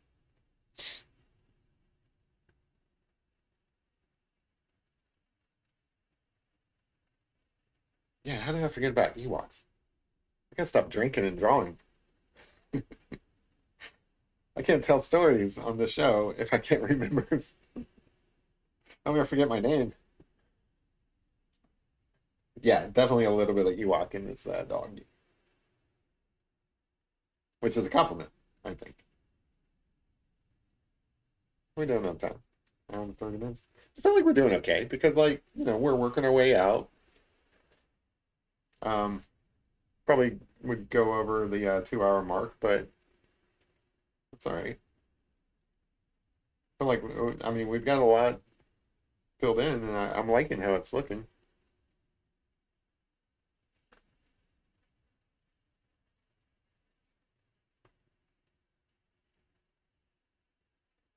And we're having fun. I'm having fun. I'm going to move on to this ear over here, which is mostly just these like little wispy lines coming off. Because it's all like white hair. I considered like doing this on black paper, but I don't think it would have turned out right. Just because there is so many like white wispy hairs coming out. But I think they're turning out fine by just putting in. So it's almost like, back to like, what I'm actually working on instead of like Star Wars. Um, a lot of times when you're drawing light hair or light fur, I guess, in this case, you're really doing like a negative drawing where you're drawing, the absence of something. So you kind of have to hint around what's actually there because you don't actually see the fur. Oh, I moved them. Sorry. Let me put the puppet back. Beaks is into the puppet, so let me make sure that I'm gonna have him taking a nap. Hold on. Let me pose him. He's not fully posable. That's what sucks. Like there's only so far up you can get the hand. There you go. There you go. He's just gonna take a nap. Let me cross his legs so that he's like. Oh, apparently he's not gonna stand up. There you go. He's just taking a nap. Is that good for you, Beaks? There you go. All right. You came in with the quickness, like, oh my God, what happened to the puppet? Like you seem really concerned there.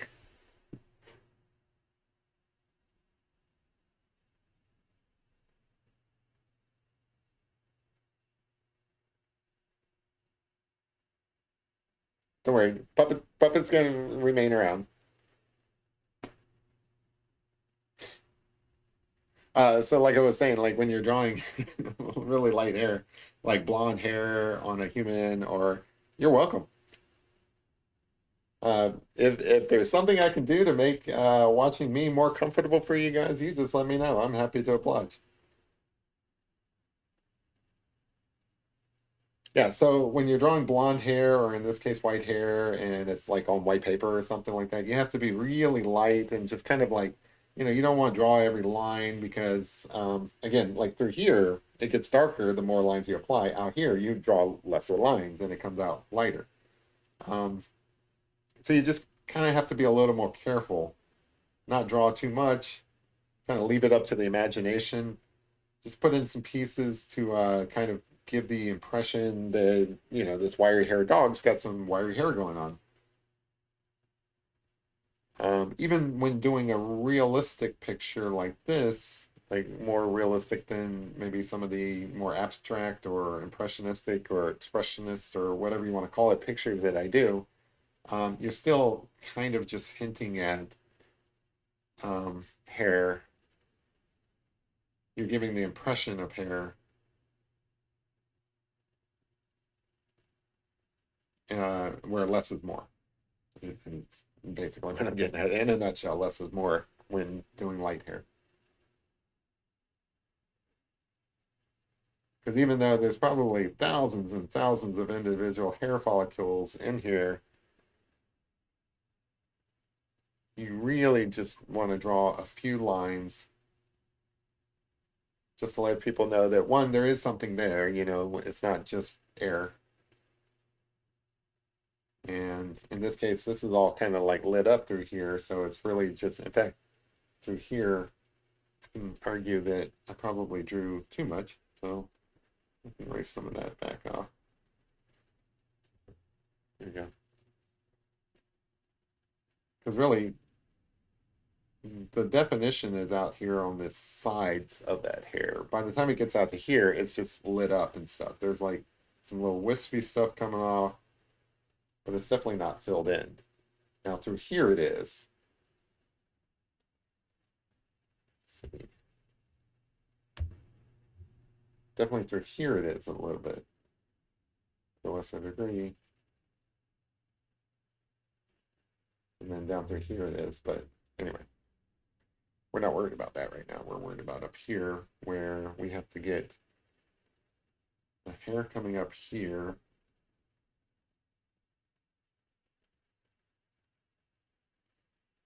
But also this curve of the ear where it is actually dark underneath the ear.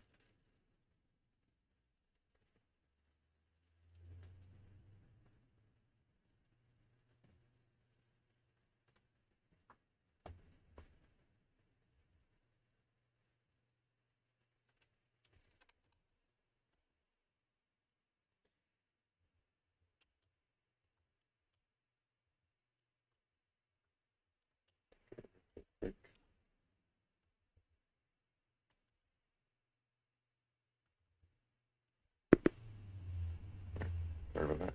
It's distracted for a moment.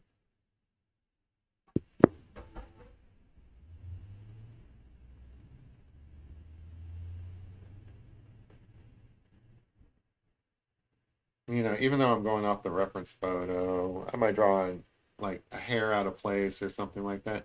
I think that's fine, personally, because like, you know, you're not drawing a photo, you're drawing a dog. And the dog's hair is going to be in different places. So if you draw a hair out of place, that's life. If the dog was sitting for you, it would look vastly different anyway.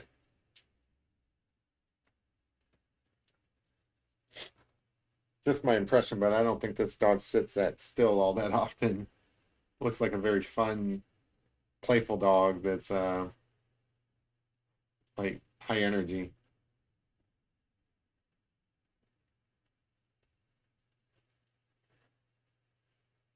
Oh, an Ewok. What would an Ewok song be? Like, I don't know. Did they have a theme song? This was like 80s when that movie came out. I don't know if they did theme songs like that back then, but I'll look. I'll definitely look. You can freehand draw anything. Some bold words there, sir.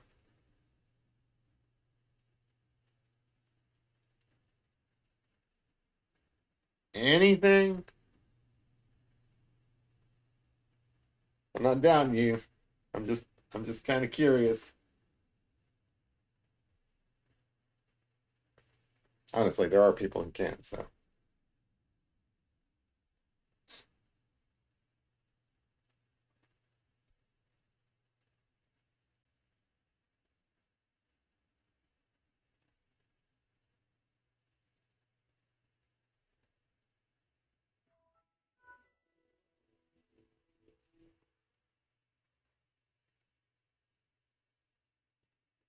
it's a good skill to have there. Honestly, with a little practice, I believe that even people who who don't think of themselves as like artistically, you know, predisposed to things. I mean, you can learn to draw, you know. It is a acquired skill. It's you know, some people are better at it, you know, naturally or whatever. They're just more observant, they have better like hand-eye coordination, whatever it is, but it the essence of drawing, I do believe, um, I think there's a solid foundation for this claim, is an acquired skill. It's something you learn. It's like driving a car or riding a bike or something like that. Um, you get better at it over time by, you know, just practicing. And there are actually easier ways to draw than what I do. Like I just sit down and I start drawing shapes and stuff like that. But there is there are methods like for like say drawing a human face that I don't do. Like one of them is like called the Loomis method. That is something that you can learn and practice and actually get better at. They teach it in school sometimes. Um, I think individual experiences will vary. Like some people will still be better at it than others, but I do think that anybody who had an like a desire to draw pictures could actually learn to draw. Now, they would still have to work on other skill sets. It's not all just the ability to draw. Like they would still have to, think about composition, uh, things like that. I mean, when you're drawing a picture of a pet from a photograph, it's kind of a preset composition. But if you're drawing something completely like random, you have to kind of think about things. Like especially like I haven't done a lot of landscapes, but when I'm drawing landscapes, um, I do think about composition a lot. I do think about like where the viewer's eyes are going in my picture. I want to take them on a journey, which is probably why I don't draw a lot of landscape pictures because I have that much thought I'm putting into it, and I don't want to like just kind of half-ass it or whatever.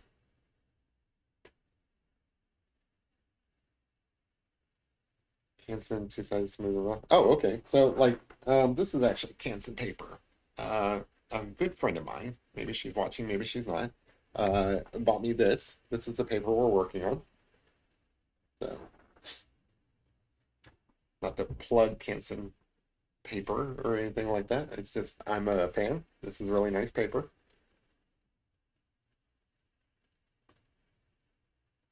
And big pens and a Sharpie, huh? Old school. I like it.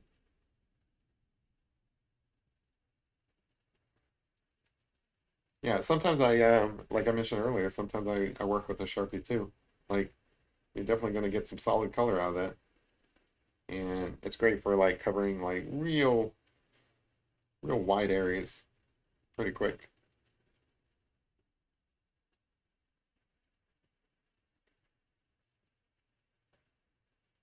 Like when you're doing like an ink drawing and stuff, um, if you don't mind Sharpie, like you have to look into whether or not like Sharpie is archival quality. I don't really know. But like if you're just casually drawing a picture and stuff, Sharpies are definitely great tools for covering large areas of your paper.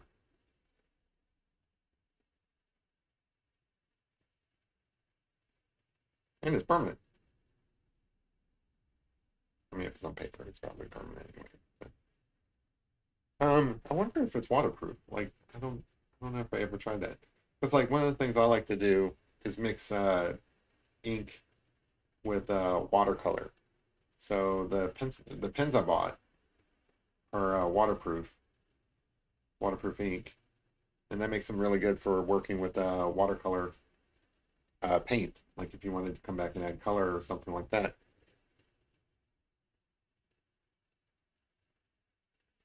Um, I'd have to look into whether or not Sharpies are watercolor, like waterproof or something that would work with watercolor. I imagine they are, but I don't. I have no idea.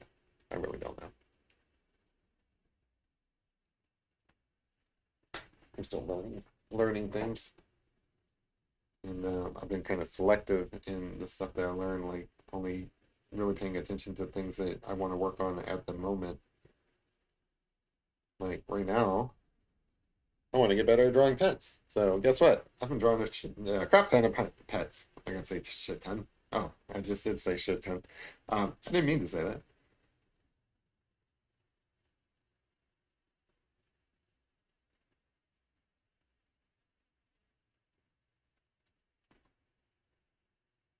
But no, like Prismacolor pencils are nice. I do have those. I use those periodically. I'm going to be using those on a project that I'm working on probably this weekend.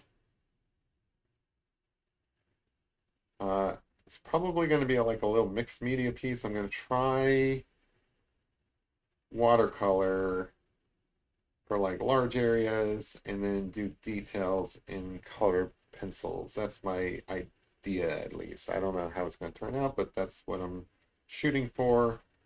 Got a project that I've been kind of promising to a friend, been putting it off. I think this is a weekend to work on it.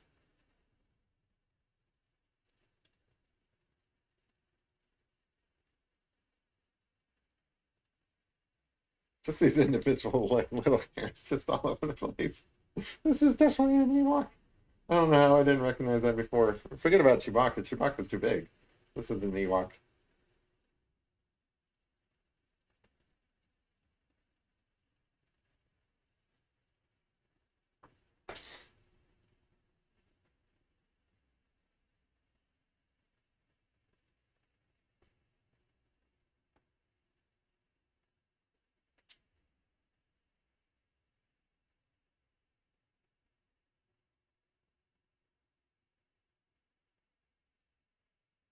Hey, honeybee, how's it going?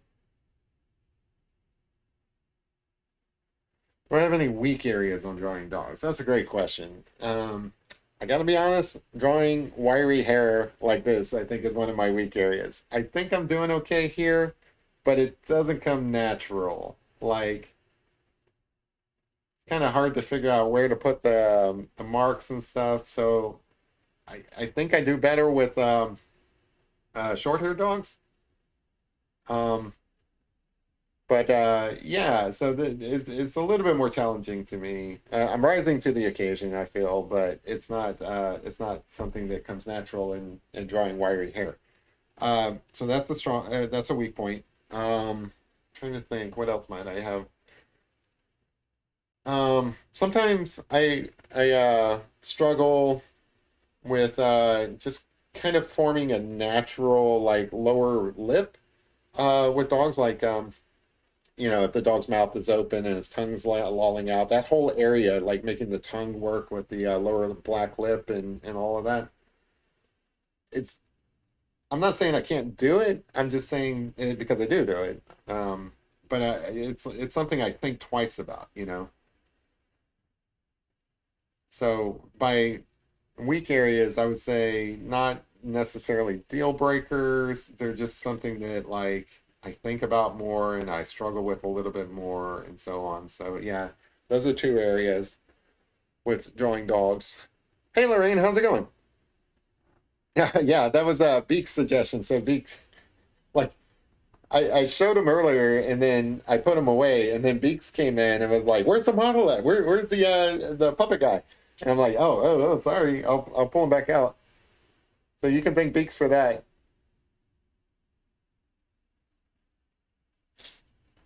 But yeah, he's just sitting there chilling. I haven't given him a name yet. You guys have any names for him? I feel like I should come up with something for him.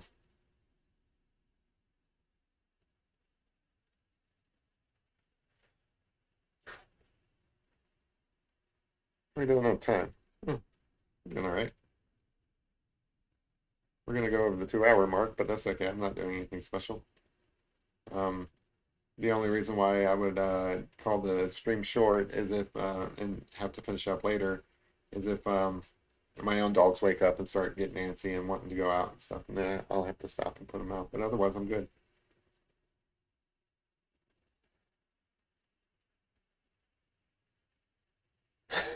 Right.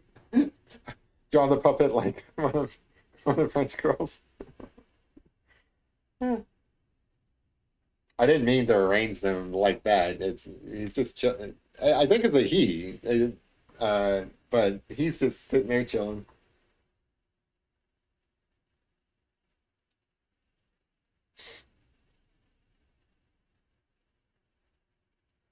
So moving on over to here.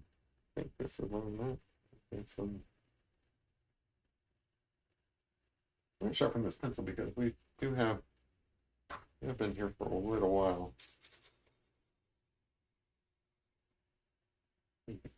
Much easier to do than sharpening in a pencil sharpener when it comes to charcoal.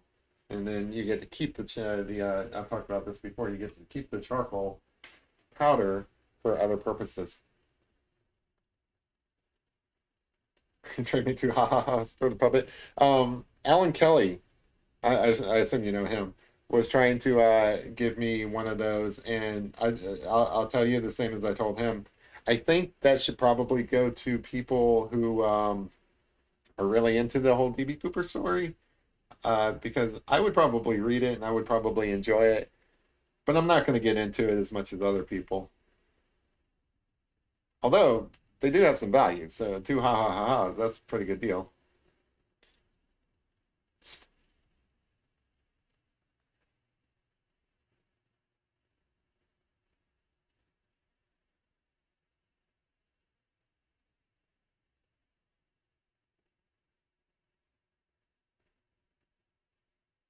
Pretty good offer there, sir, but I can't come off of whatever his name is.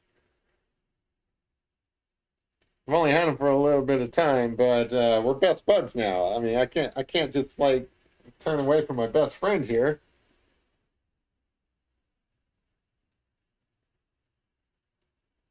Be a terrible friend just to sell him off and act like we didn't spend all that time together. It's just that's just rude.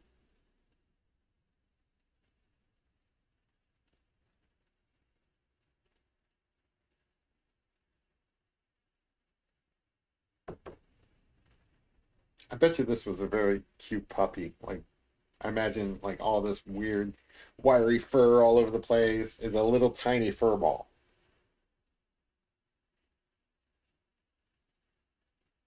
I would imagine this was the most adorable puppy.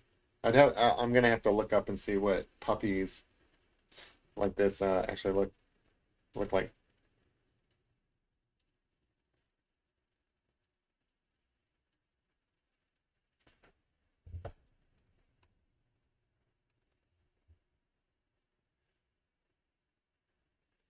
Let's see.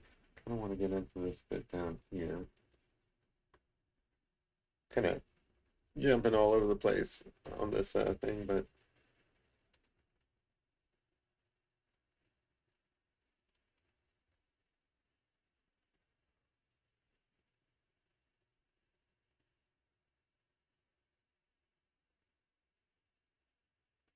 for the latecomers in the chat, basically I'm just going over making quite a lot of lines, but using kind of like a light touch because the fur is pretty light, and I want to kind of keep track of where I am and things like that.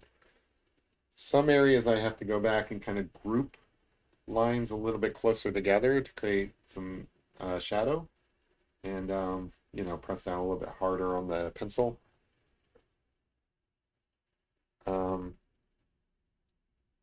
but yeah, it's there's not a lot of like craziness to what I'm doing. It's just it's just time consuming. But honestly, like some people, this isn't for everybody. Not everybody would enjoy the uh the process here and stuff. They would consider it tedious and they would give up and not have the patience for it. And I have to admit, I struggle with patience myself. But I also enjoy this like I enjoy, I don't know, taking a road trip, right? So like you're in your car, you're driving down the road, you're on like a big 10-hour drive, or even a 5-hour drive. That's a pretty substantial road trip. And you're on the road and you're not really thinking about things. Maybe you're listening to the radio, maybe you're listening to I don't know, like a podcast or something like that. You kind of just zone out, you let your mind wander. That's what drawing is for me. It calms the mind. Um, Kind of like I mentioned before, it's a little meditative, drawing lines and stuff like that over and over and over and over again. Um, there's some thinking involved, but it's not a lot of thinking. It's not like you plan out a picture before you even start it, and you kind of make those decisions. You might switch things up and stuff while you're working. That's totally fine. But most of the planning of what you're going to do occurs before you even draw like a single line. So I would say, at least for me, maybe other people work differently, but for me, it's kind of like you're on autopilot. And to me, that's like zoning out while driving. Like obviously you're still driving. You're still thinking, you're still operating machinery. You're going 70 miles per hour down the road in some cases. It's not like you're completely checked out, but for the most part, you kind of are. You let your mind wander. You think about other things. Think about like on a Friday, you might think about what you're doing this weekend. Oh, so you have black on her face. That's interesting.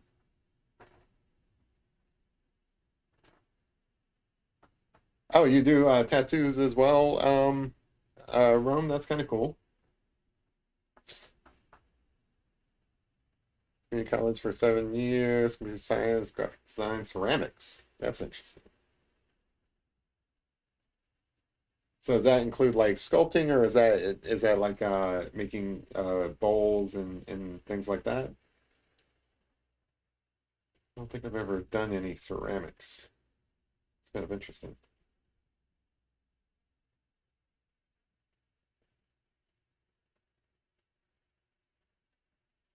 So I guess I was correct earlier when I said Rome draws as well.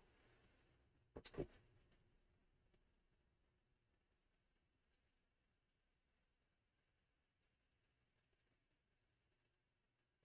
Do you do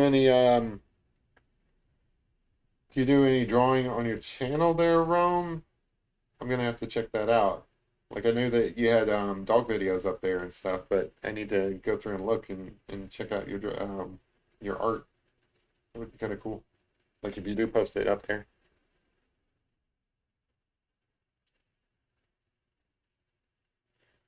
Um, I mentioned pretty much every week. Like I'm really interested in what you guys do as well as far as like creative projects. Um, Sometimes I take inspiration from what you guys do. Like I look at what you guys do and I'm like, dang, that's kind of cool. Like maybe I'll do something of that nature and give it a shot myself.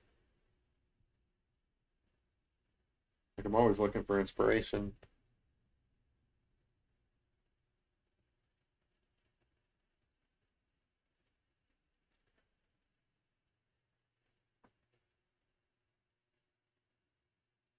I don't know if it's suburban, but it's getting a little warm in here. You guys can't feel it, but over here it's like, like somebody turned up the temperature. It's probably just suburban.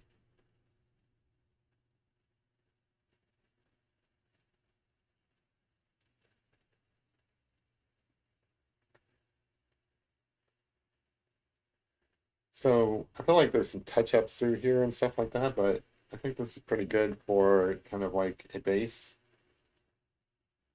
face, kind of a base to his face, and we can kind of move into maybe getting down here, but definitely moving on down. It's cool. So hey, making progress. Let's see. I'm going to move up into this hair bit here. A lot of this is light, so I kind of wanted to decide where it stops being light. Kind of shade that in a little bit just to figure out where I'm working at. But the rest is just going to be wisp, like on the other side. I think it's right around here.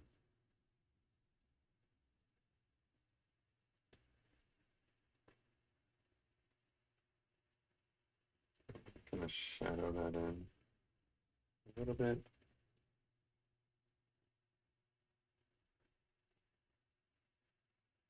Really, just a lot of individual curly hairs just going all over the place here. That's all.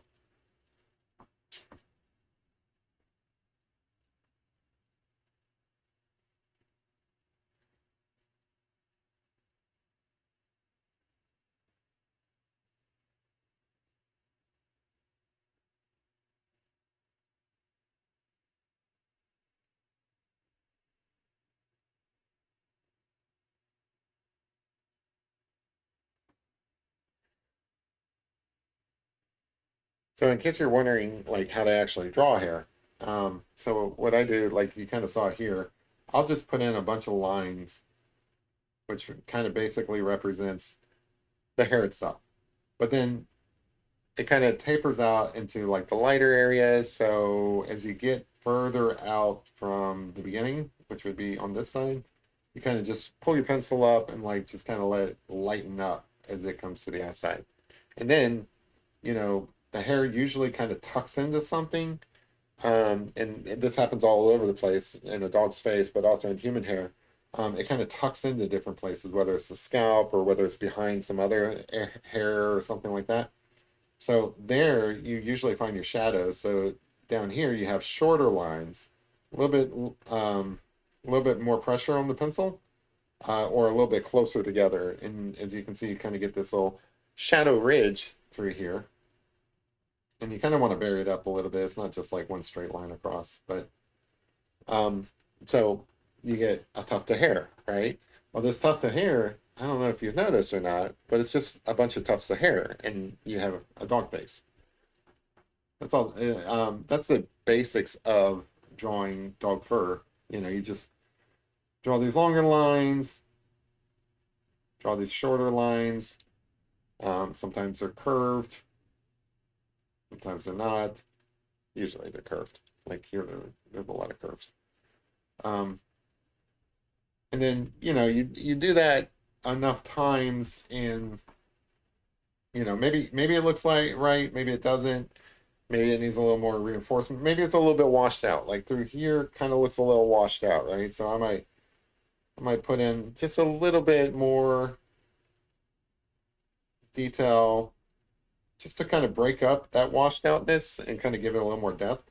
So like through here in the reference photo, through here is kind of washed out, so I'll add a little bit more there. And you kind of create depth that way. So like through here, you want to kind of create a little bit of a separation. And you just do that. Just do that and you're done.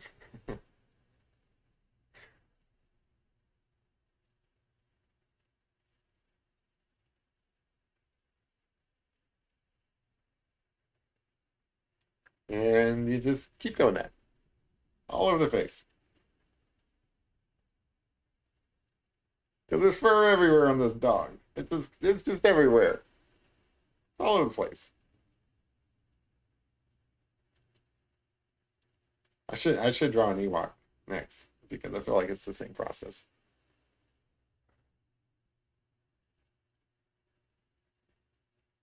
I feel like Wicked had like a little hoodie or something on him. Yeah, he had like some sort of I don't know what's called, but like a hood, sort of. Not a hoodie. It's not like it turned into like a cape or anything in the back.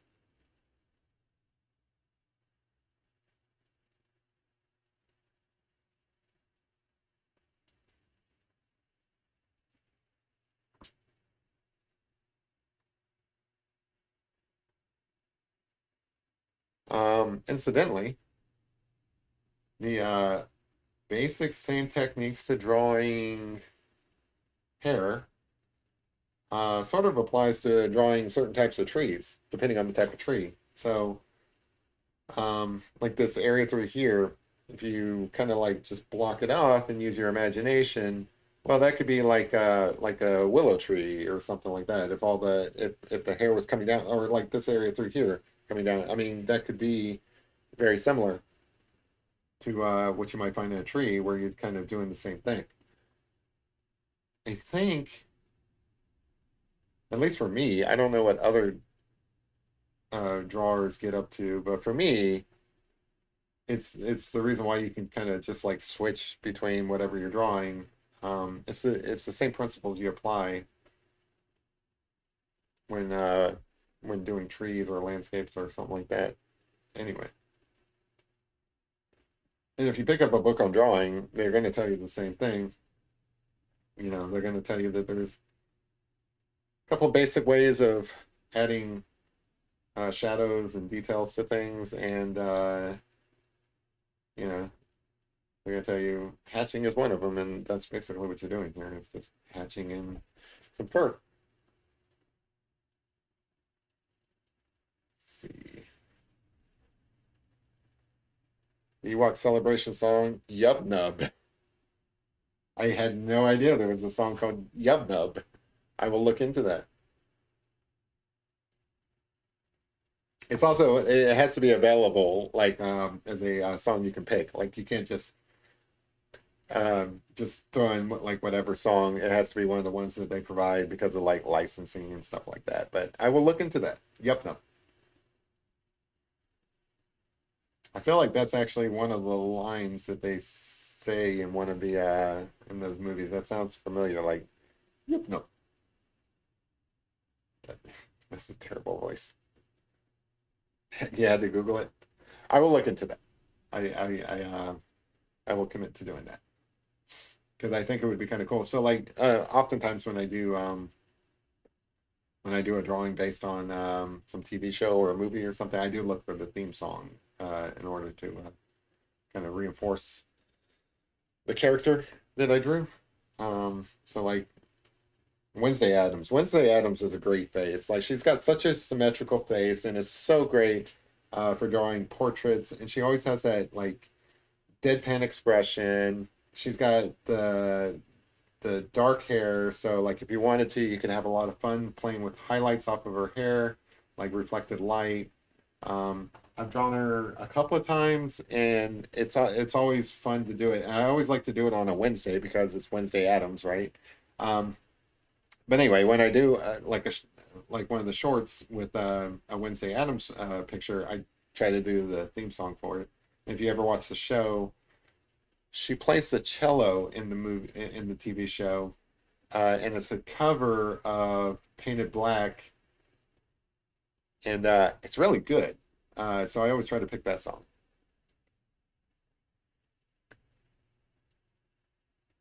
But yeah, drawing Wednesday Adams is kind of fun. Like sometimes there's certain faces that are just really good to practice with, and Jenna Ortega has. I mean, I'm not the only one who thinks this. Like everybody draws Wednesday Adams. It's just like at some point in time, if you're drawing pictures, you're going to draw a Wednesday Adams. And the reason why, of course, is that she's got one of those symmetrical faces that do really well for drawings. There's a couple of other people out there as well. So like I haven't drawn his face yet, but um if you're going to draw somebody and you want to capture a lot of like detail in the face and so on, um like Gandalf is a good one because he's got all of those little lines and he's got like the nose and all of that stuff. Like it's just fun to draw. What's the actor's name? Whatever his name is. I just watched something with him the other day and I can't remember it because I've been drinking. But Gandalf is a good face to draw. Um, I did that guy from Succession the other day. He's got the same kind of like creases in his face and stuff that are fun to draw. But you definitely want to draw interesting faces. Like you don't just want to draw.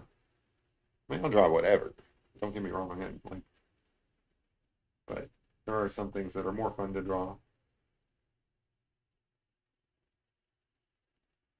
Ian McKellen. Like, how did I not know that? I love that guy. He's good in everything. I really liked him. So, like, there was a movie with him that I don't know, probably wasn't seen a lot by a lot of people. I think it was like more of an independent film, but he played like an elderly Sherlock Holmes, and I thought he was just great in that movie. But Ian McKellen, hey, Brian Orama, Brian E. How's it going? Just hanging out on a Friday, drawing this beautiful pet Maggie. Is a long wire Jack Russell. There you go. Wire hair Jack Russell. If I can say that right. I think it's coming along. I mean, we've been here for two hours and 10 minutes, but we made a lot of progress on the head at least. And I feel like the body's a little bit easier. The body is just like kind of some wispy hair. There's not as much detail in it. I think that'd probably go quicker. And it may be like the other drawing I did. Like once I get the face done, we can probably call it done, and I'll just finish up the body off screen and post it up for everybody to see. Why are Jack's too frontal? Sorry. Why is that funny? A homeless Shih Tzu. No, not this one. This one's got a home. Now, if you're asking for me to draw a homeless Shih Tzu, that would be interesting. I could draw that. The Night Dog in the Labyrinth. Hmm.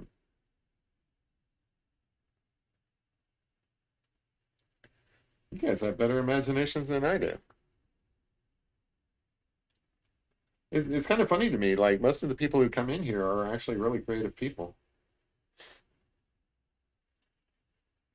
That's why I was thinking it would be kind of cool at some point. Probably I'd have to figure out how it would work and everything like that. But it would be kind of cool to maybe have some guests on or something like that.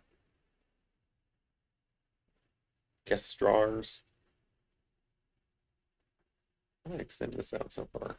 I'm like, this might be a little bit too far. Let's see. I'm looking at the. No, that's right. Okay, so out here would be the edge of the ear, I think.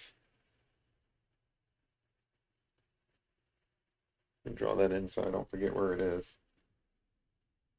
Like I measured everything when I initially sketched it out, but I forget what my lines were for. Sir Whiskers.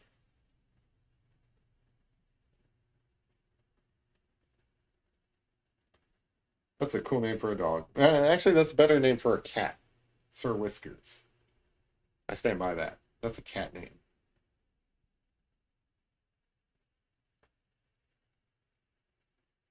In fact, I'm pretty sure somebody's named their cat Sir Whiskers. I can almost guarantee. I don't even have to look it up. Somebody at some point has named their cat Sir Whiskers. Guaranteed.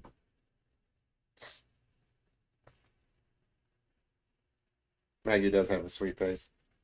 Yeah, I'm gonna try watercolor this weekend, but I don't know. Like, I definitely feel like I need more practice with it. Like, I've been watching other people do watercolor, and they're really good at it, and I feel like I can copy some of their technique, but just copying it ain't enough. Like, you have to spend some time with it to feel really comfortable with it. Like, you can watch a tutorial, like you can watch me draw and be like, well, I can do what he's doing, and you're probably right.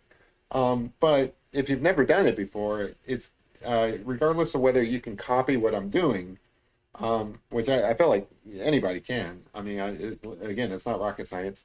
Um, if you've never done it before, it's still going to take you a little while to get used to it. You know, like you're going to practice drawings, and your confidence isn't going to be there at first, and then you'll build up to it. And I think all of that is fine. I think that's natural. That's just how things go. It's certainly the case with me. So, like, my whole point is that's how I would be with something I'm not familiar with, like watercolor. I have done watercolor. Sometimes it comes out okay. I had some pictures up there that have watercolor, and some of them are varying degrees of okayness. But my confidence with watercolor isn't very strong, and that's going to reflect in the work. I'm either going to choke and not get something exactly the way I want it, or I'm going to be hesitant and it's just going to take longer or whatever. You get my point, I hope. Ooh, clay pots, paint them with acrylics. I like it. Oh, watermelon design, that'd be cool. I really got to get I really got to get a Discord going or something where we can all share our artworks and stuff because the projects you guys are talking about sounds awesome. I would love to see those things. Um, Rome draws. Let's see, a couple other people. Because I can, he draws. Um, let's see, who was in here? Moon was in here earlier. He draws. I feel like everybody in here actually participates in art of some degree. It would be kind of cool if we kind of like just kind of shared our work. You know, I think that would be kind of neat. Maybe I'll get on that if there's interest. I'll put up a poll or something.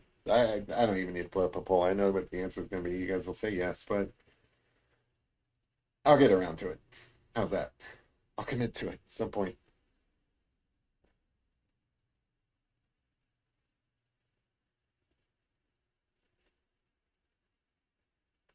No, I'm not starting a Reddit board. That'll just make me nervous. Like that's like more that makes me anxious actually. I'm like, oh no, then I have to be good at what I do.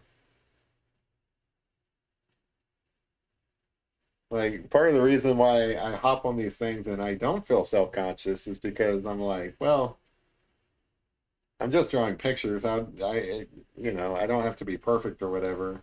So like if you formalize like your own subreddit, you should at least be like really good consistently. I'm not there yet. Working on it.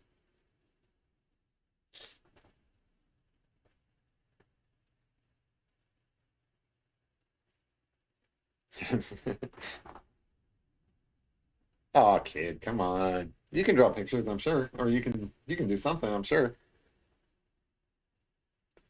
Do you have any creative talents or like interests? I don't know. Are you into music? Do you play an instrument? Do you try to draw, paint, or anything like that?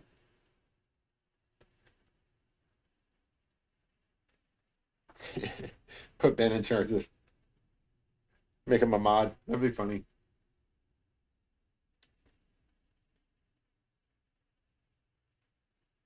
Yeah, so I would like to echo that as well. It is not a competition. This is my philosophy when it comes to drawing, or just art in general.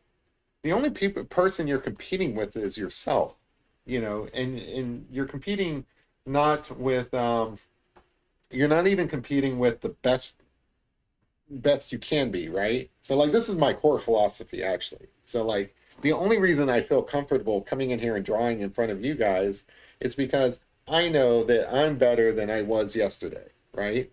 Um, I am probably not as good as I will ever be because I'm going to continue practicing and I'm going to continue getting better. So like a year from now, I fully expect to be better. Um, but I'm not even competing against that guy, the Jeremy from the future. I'm competing against Jeremy from yesterday.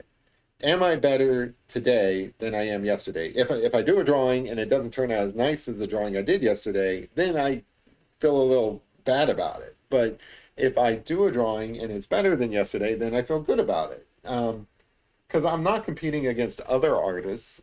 Because there's like a million freaking people out there who draw. You can't compete with them. You shouldn't compete with them. It's not a competition. I love art because in art, yeah, like there's art competitions and stuff where you're actually competing with other artists and stuff, but that's not what I'm talking about. What I'm talking about is the general sense of art. And in art, in its basic form, if you don't go off and participate in competitions or whatever, you are really literally only competing with yourself. You're only competing with yourself. So like every day that I come in and I draw a picture, I'm not thinking about what other artists do. I'm thinking about what did I do yesterday and how can I improve upon it? You know, that's I mean, honestly, if I wrote a book about art, that's what it would be about. It would be about, put aside all that stuff about like worrying about like are you good or are you whatever. You're doing it for yourself. And when you think that way, it takes a lot of the pressure off of you. Seriously, here I am drawing pictures on YouTube. I'm telling you, yeah, and the clock. You're competing against the clock sometimes. Like if you set that as a requirement. Um, no, you're not really competing about the clock. You can draw all night. Like I can be here till 3 o'clock in the morning on the East Coast drawing if I want to. Now I don't expect people to be awake when I'm done, but anyway, I think you guys get my point. The point, I think it's necessary for anybody to like actually pick up a pencil and try to create something, or pick up a paintbrush or whatever. Put aside your thoughts about what other people are doing. It really doesn't matter. It's only about you and yourself and what you want to do, and are you happy with the work? And if you're happy with the work, share the work. You'll get some feedback, but guess what? Some of it'll be feedback that it helps you progress, and some of it will be feedback that has nothing to do with you progressing. But the takeaway is that it's still all about your progress. It's not about anything else. It's about like, are you getting better? Are you getting better yourself? Not are you the next, Leonardo da Vinci or whatever. You're not competing against Leonardo da Vinci. You're competing against yourself. Anyway, that's my long ramble about it, but that's actually how I feel about it. I feel like that's the appeal of art. It's one of the few things in life where you're really, really, it's just about your progress. It's not anything else. Like even the masters, right? So oh, that's cool. Hey, there you go. That's creative. I like that. Even the masters, right? So like the masters, it's not like it's not like Michelangelo is competing against Raphael, right? Like some people like Michelangelo artwork, some people like Raphael artwork. I'm really just naming off Teenage Mutant Ninja Turtles that I can remember.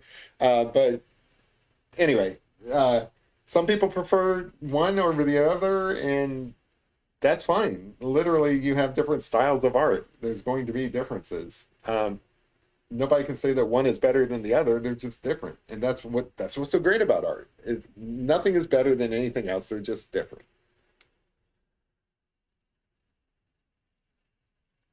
I don't know. Maybe that's the wrong way to look at it, but that's definitely how I look at it. Maybe somebody will come in and say, "No, it's absolutely a competition. And your artwork sucks, Jeremy."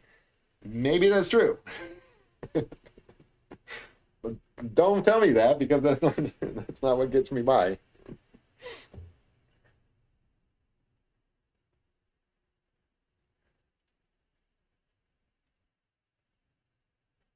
I'd be like, "Well, that's just your opinion, man."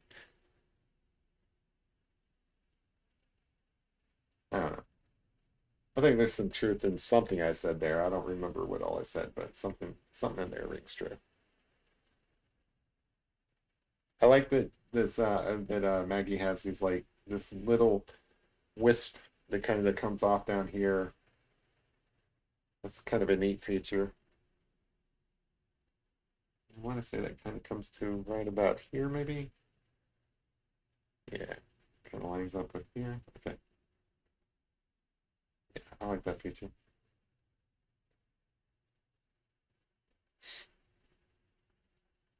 Let's see. All right, we've been going at this for 2.5 hours. Regardless of where I'm at, I'm going to call it at 3, unless I decide to stop before then. But in my mind, I'm gonna call it a 3 hour thing. And I feel like I've made enough progress on Maggie's face where I feel comfortable doing that. I can finish the rest off camera, and it'll be fine. Maybe I'll finish that up in the morning or something like that. I like working in the mornings. Like I'll have a cup of coffee and draw pictures, waking up, Like I said, it's autopilot for me. Like this is not stressful. It's like driving a car across the country or something like that. You just kind of go on autopilot. I actually do this to unwind, you know. So it's a great activity to do over your morning coffee.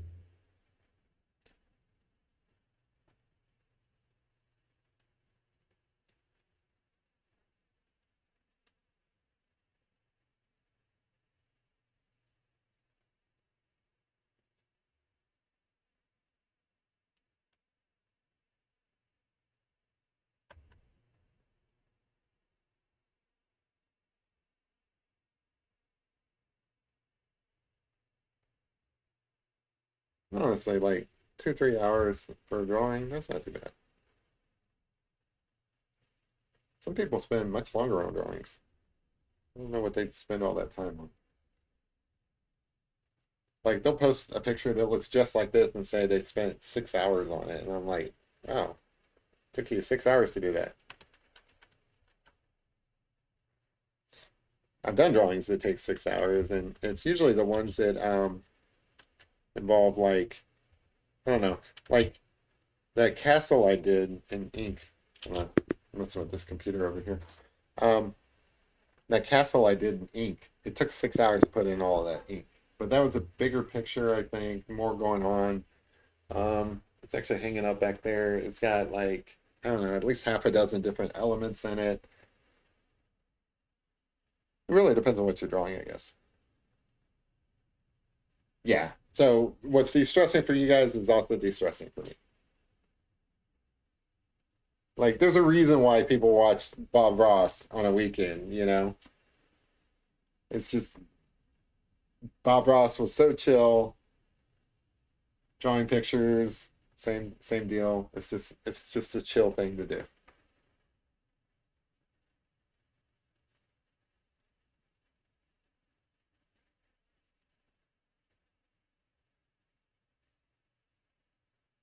I think this comes out a little bit too far. I need to shorten that up a bit. Looking at the picture now. Yeah. Oh my God, it's too far out. Sometimes I draw these guidelines and I forget what they're for, and I color it, like shade it in a little bit wrong.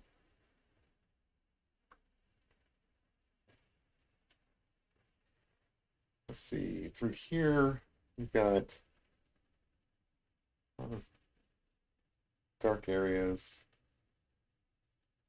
Again, I still haven't picked up my soft pencil because I don't feel like maybe at the end I'll come back and kind of like super darken in some areas. But for the most part, I feel like most of this is still pretty light. This cute little collar down here. I'm gonna go ahead and get the little dog tag going just because it is kind of cute.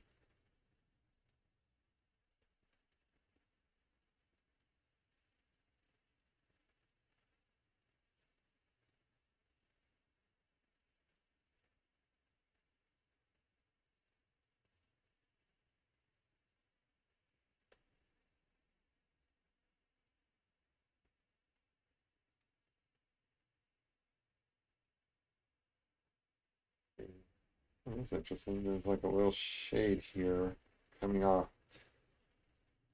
a patch of fur that comes across like that. That's kind of neat. Yeah, there's a little curly Q of fur here. Creates a shadow across the dog tag here. That's neat.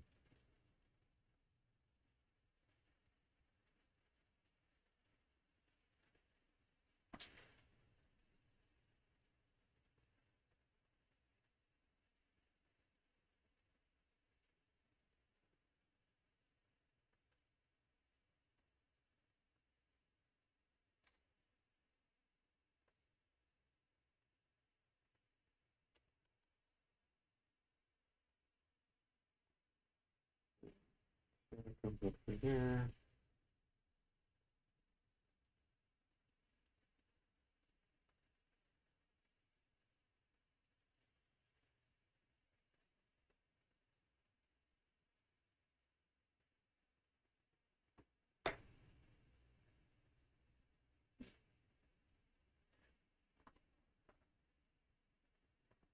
The dog's starting to get restless. That's really where the time limit comes from. Like I know that my dogs are kind of like they've got this internal clock. They say you can't teach old dogs new tricks, but really it's you know once you set them upon a new habit or something, they pick up the habit pretty quick, and then that becomes their thing.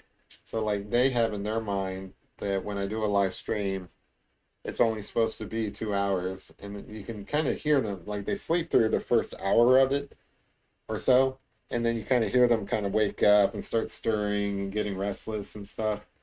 They know what's up. They know that I'm past the normal 2 hour mark, but we'll see what they do. They may be like, I want to play.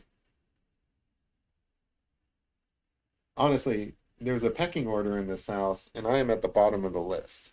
It's really the cat, the dogs, and then me. Like I am not in charge of anything. The cat rules the house. The cat does whatever the cat wants.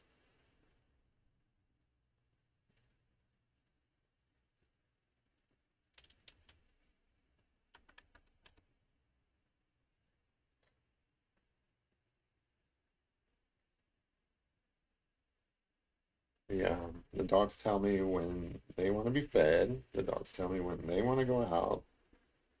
The dog tells me when I can sleep because if they don't want me to sleep, I'm not getting any sleep.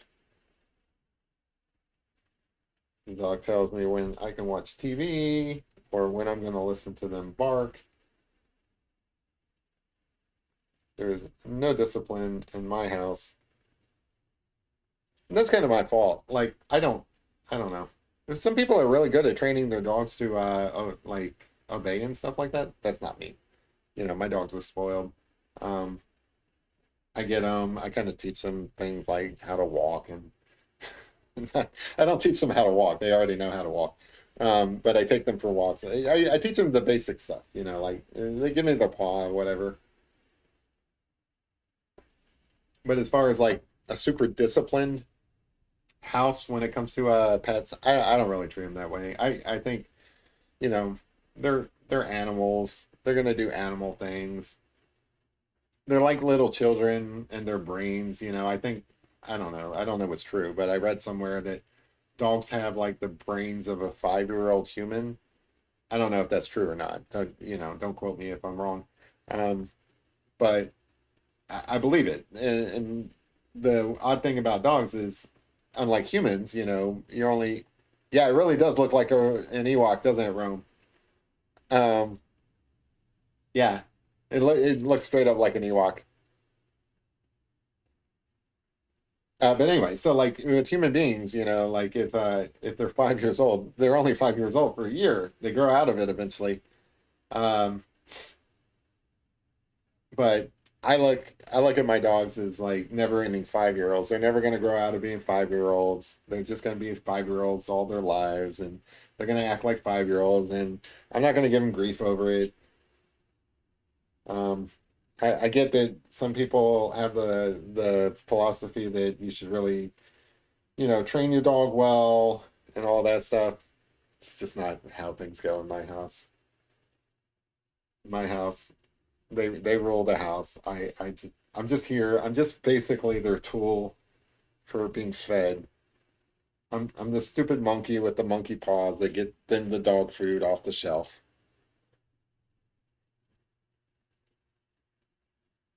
I do criticize them sometimes, like when they're acting goofy or whatever. I'm like, dudes, you're descended from wolves. Act like it. Stop being so goofy. You're supposed to be a wolf. Like I'm just a stupid little monkey descendant. You guys are wolves. I tell them that all the time. Like when it's raining and they get scared. Like they at least two of them. One of them doesn't care. Like Bear doesn't care if it's a thunderstorm out. Bear's like, I don't know why you guys are so bothered. Um, but uh, Guinness gets a little weird about thunderstorms, and then my parents' dogs, when I'm watching them, they get a little weirded out over thunderstorms. They hate the sound of it. It scares them. They just kind of want to run and hide. Same thing with fireworks. But anyway, like I'm like, come on, you're descended from wolves. Show a little courage. Like when they're cowering underneath the table, and I'm like, it's just a thunderstorm. Come on, show some of that wolf backbone. I don't think Bear's smart enough to actually be afraid. Like she just, She does not really. She's afraid of everything else. Like she's afraid. Like if you I'm not really sure why she's so afraid of everything else, but she'll give the other dogs like a wide berth. She's afraid of the cat. She's afraid of basically everything, but she's not afraid of thunderstorms for some reason. Weirdo.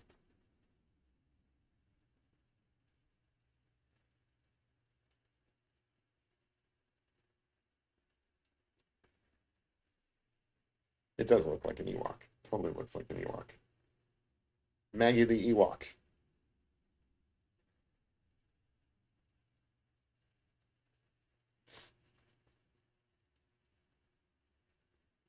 Yeah. So I was just talking about this today. So like Guinness is so smart. She's got Border Collie in her, and him, and it makes him so smart. He he knows where the doors are. If the door's a little bit cracked, he can open it. And I was just wondering today, like, how does he know what's a door and what's a wall? Because he doesn't go around pushing on walls trying to see that the wall's open. I don't understand how he makes that distinction in his mind, but he knows how to push a door open. And here's the thing. So there are, let's see, not that door. That door has like a little round thing, but we have the back door has like one of those like little latch things or whatever. He'll jump up and he'll actually open the back door. So I'll put the back door. I'll put the dogs out in the backyard, but he'll let himself in. He'll straight up open the back door and just let himself in. And like that's frustrating because like if I put him out and I go and do some errand or come to something, I'll come back and the back door will be open. He doesn't let himself in. I think that's how I got that. And so I had a yellow jacket. I had some sort of yellow jacket in my house the other day. I think it's because he opened the door and just let it in. Like I'm gonna let this little vicious yellow jacket into your house.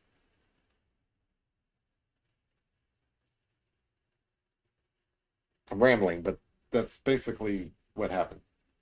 True story.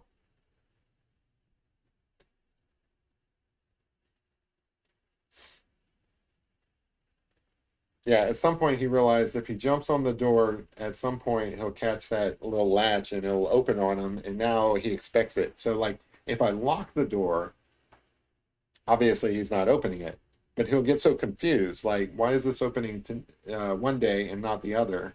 And like I don't want to confuse the dog. I feel bad for him. Like he'll actually get dejected that it's not working. Yeah, I mean, we have a fenced in backyard and stuff, so like maybe a possum might sneak in or something like that. But yeah, but the little yellow jacket and stuff, I don't like those. I got an irrational fear of even honeybees. Like anything buzzing, if it comes by my ear, I'll just freeze up. I don't know. It's weird. I like in my conscious mind, I know that even if I get stung by a bee, it's not going to hurt that bad. I'll get over it and stuff. But I don't know, just something from my childhood or whatever has me petrified of bees. I'm getting better at it because I'm aware of it, and I kind of like if a bee comes by now, I'll probably tense up a little bit, but I'll be like, this isn't going to bother me. Get over it, Jeremy. You're descended from apes. Show a little ape backbone. Um, but yeah, no, like that's something I had to work on. I mean, really, honestly, when B came around, I was running the other direction. A little pansy, but I don't know. I feel like I feel like that's normal. I mean, that's normal, right? People are scared of bees. There's no shame in it. I've been trying this like little neck here for like 15 minutes. I get lost on like little conversations. All right, so somewhere in here there's a collar, and then somewhere here there's um there's basically a mustache that comes down into sort of a beard. So I feel like this is good enough where I'll leave that alone and then come back and add details if I feel it necessary. I'm gonna move on to this part over here because this this collar comes around and then disappears up near there. I think that's about right.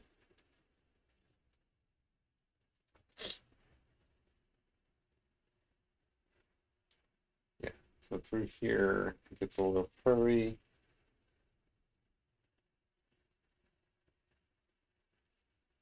And then, trying to think, let me see if I got this picture.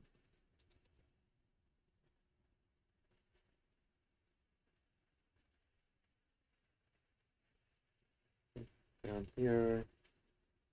Problem is, there's like so many different wispy fur coming through here, it's hard to tell where collar starts and fur starts. So I'm just going to kind of guess through here. There is a bit of a curve on the collar.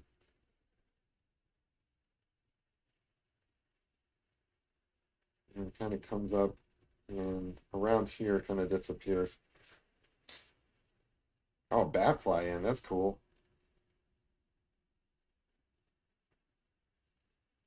Nice. I'm glad it got away. Like, I don't know, I think bats are supposed to be good for the ecosystem.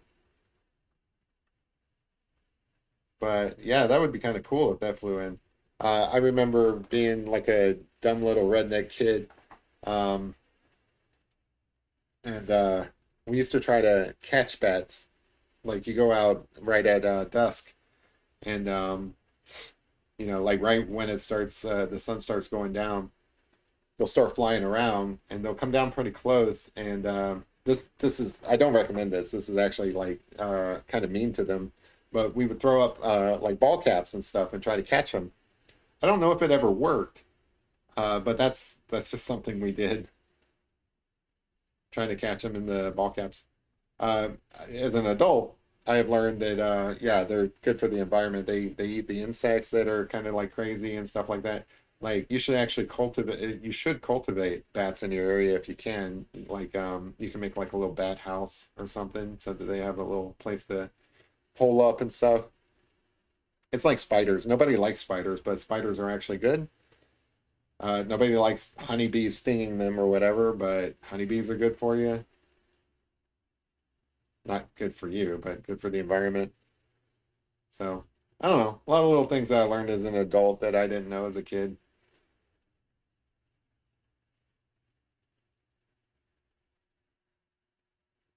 I don't think anybody was trying to be mean trying to catch a bat. It's just something the kids did, you know.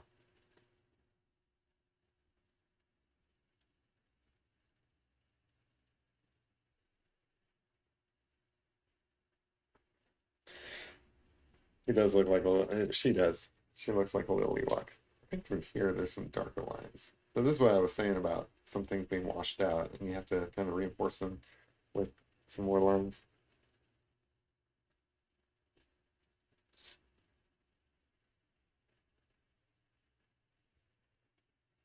Like little tiny details like that really matter. They kind of help things.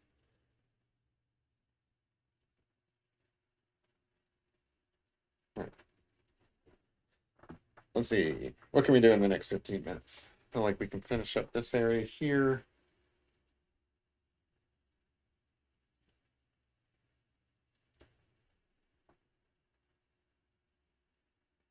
Oh, really? You can see bats on the radar?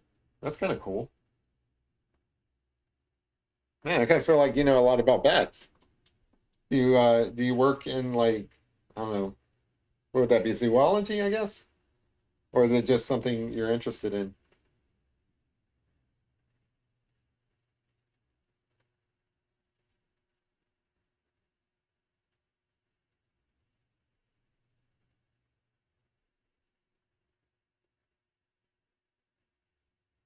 Yeah.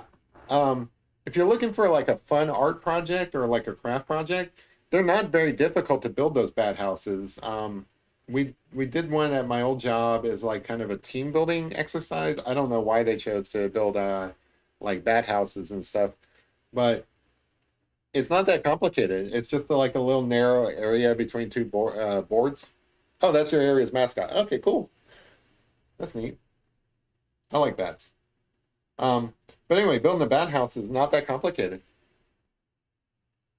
and it really does encourage like bats to hang around. Oh, okay, gotcha. Austin ice bats.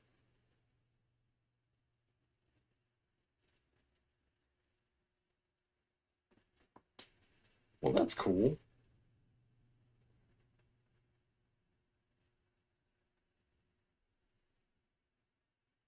Yeah, but bats, you know, they, I don't know why they have a bad reputation. I guess it's just,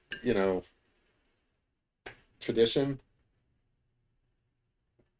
but they're real, like, as far as I know, like, I don't want to give you guys misinformation. Maybe they spread disease or something like that. Maybe they're like, I don't know, flying rodents, where they carry the same kind of diseases that rats do and stuff like that. I'm not saying go out there and get bit by a bat. Don't go out there and like, get all cozy with the bat, get rabies or whatever. That's not good. But you should let bats be. There you go. Let bats be. It, it's the takeaway.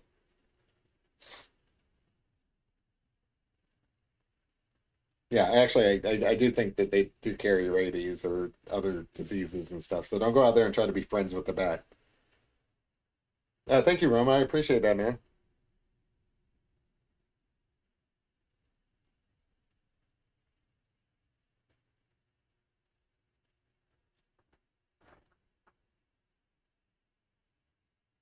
Oh, wow. So if they attack cattle, is that no, that would be goats. Where's the chupacabra legend come from? Is that bats? I know it's supposed to be like some like mythological creature or something that sucks goat's blood and stuff, but yeah, so that's what I was talking about, Rome. So like I would love to do a marathon. So like some Saturday or Sunday or whatever, not 24 hours, but like well, maybe 24 hours. That would be kind of cool. I think I would need some sleep, but at least 8 hours, right? So it would be kind of cool, like I could take bathroom breaks or whatever.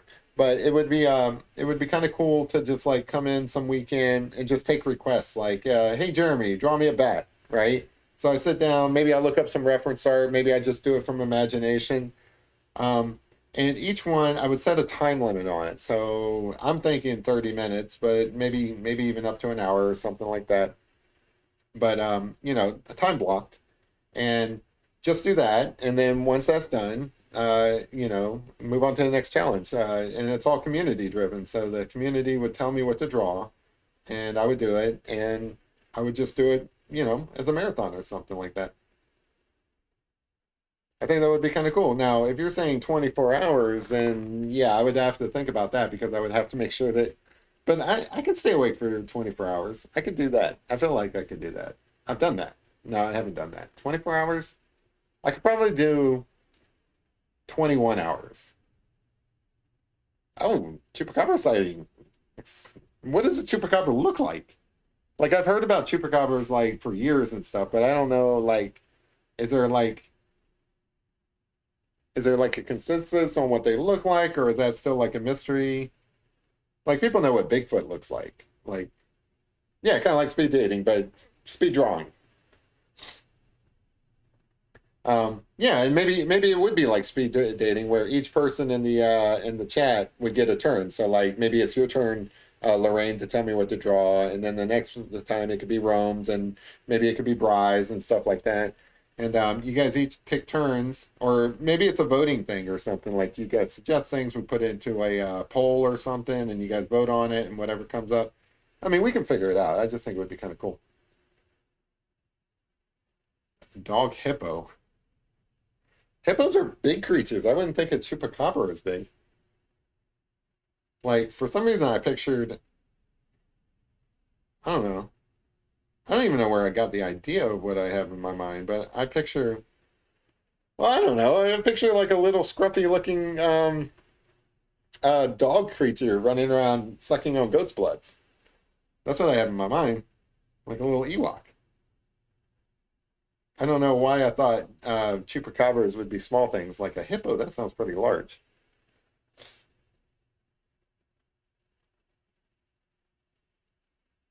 Okay, cool.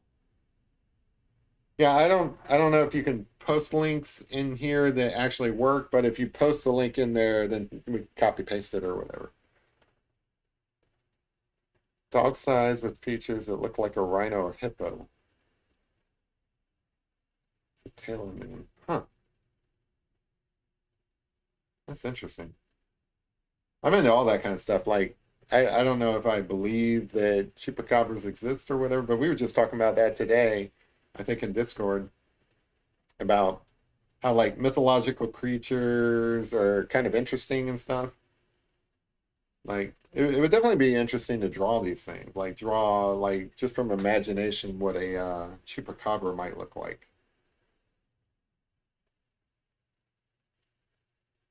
Most of my interest in that comes from like watching X-Files. I was a huge X-Files fan back in the day. The whole Monster of the Week biz. It's funny how these things come up. Like we were just talking about that today too.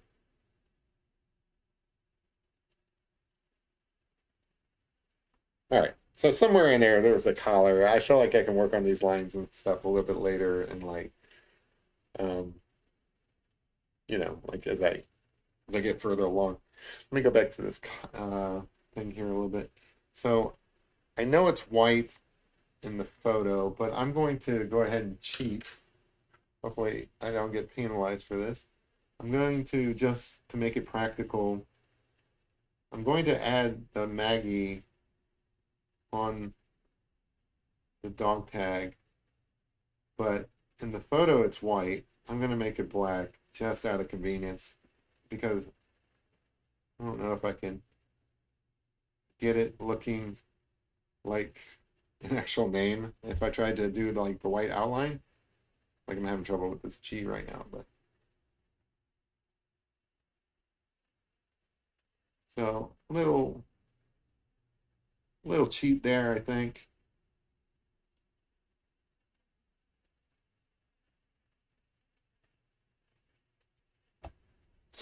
There you go.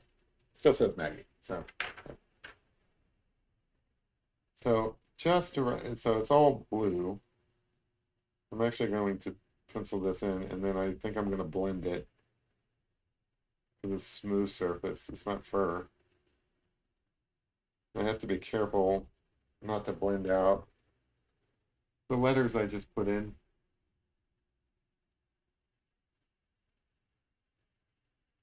Don't forget that shadow there from this repair. A little bit darker there. Just trying to smooth this out so that it looks like a metallic surface. Thank you. Thanks.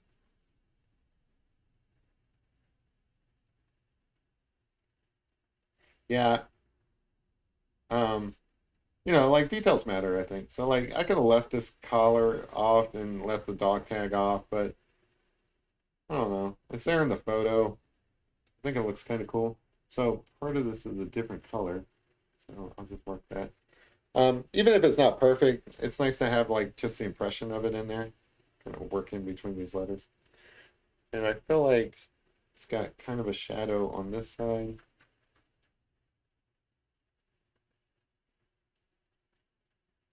Sometimes it's the little things that really sell the art. So like, putting in a dog tag kind of reinforces like an extra level of detail, and it's cheap. It doesn't cost you anything to add the dog tag in here. It's just another shape to draw. And I think little things like that go a long way. And it helps personalize it. It's not just a Jack Russell um, um, wispy haired Jack Russell, whatever the name was. This is not just an Ewok. It's a Maggie Ewok. So anyway, and then with a little bit of shadow, just like an edge on this side. Just add that in to kind of give it three-dimensionality.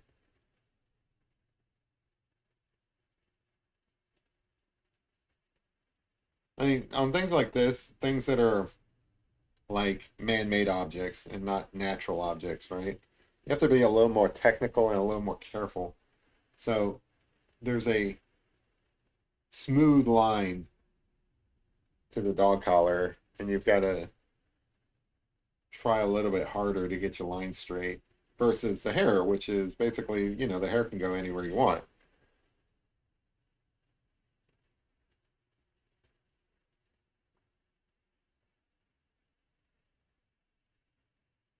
Wire hair, that's it. Yeah.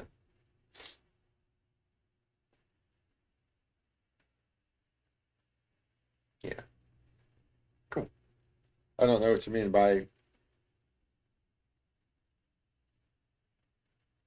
I don't know what you mean by like a W-2 or fold your laundry or meet Commander Mark. Are you talking to us or are you talking to your gaming group?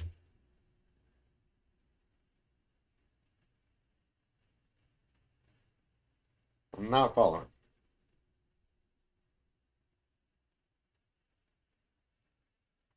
All right.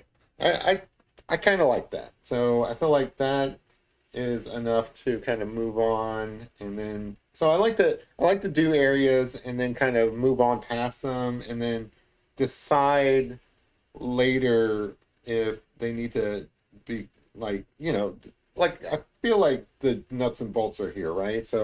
Um so I feel like it's a good spot to move on from them. Oh, it's almost 3 hours in anyway, so I'm probably gonna have to stop this.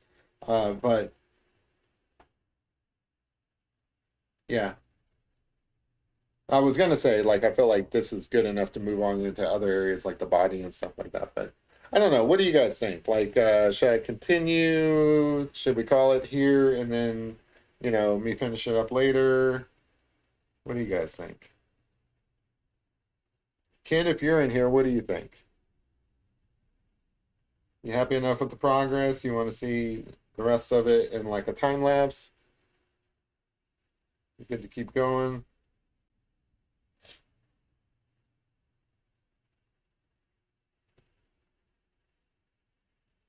Let's see. So there's like more fur up in here. So these are like down through here. This is definitely softer. Up to you, dogs. Well, they're currently sleeping, so let me put in some more time then. Like they're not paying attention. So this is all softer here. I'm gonna blend this stuff out. Check the master stuff. Well, they're currently sleeping, so I think I'm good. I'm gonna just keep going because whether I do it now or I do it tomorrow morning, I'm still gonna have to do it. So because I want to finish this up.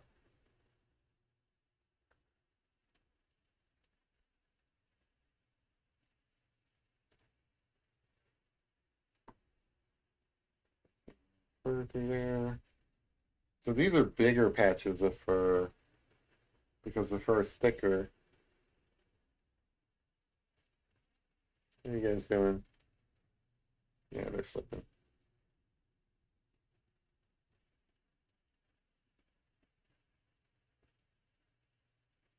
And then I know it has been 3 hours, so if anybody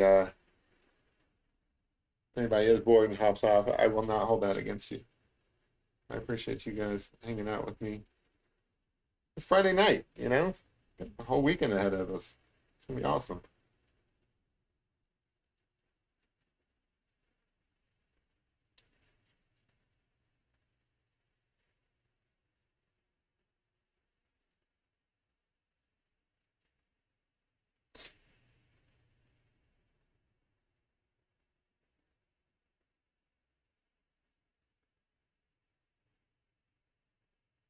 So one of the things I like to do in these non-detailed areas, because like it does lose some detail as it starts coming out, either because like the coat just doesn't have a lot of detail in it, or the camera that took the picture that I'm working off of, just kind of blurs it out.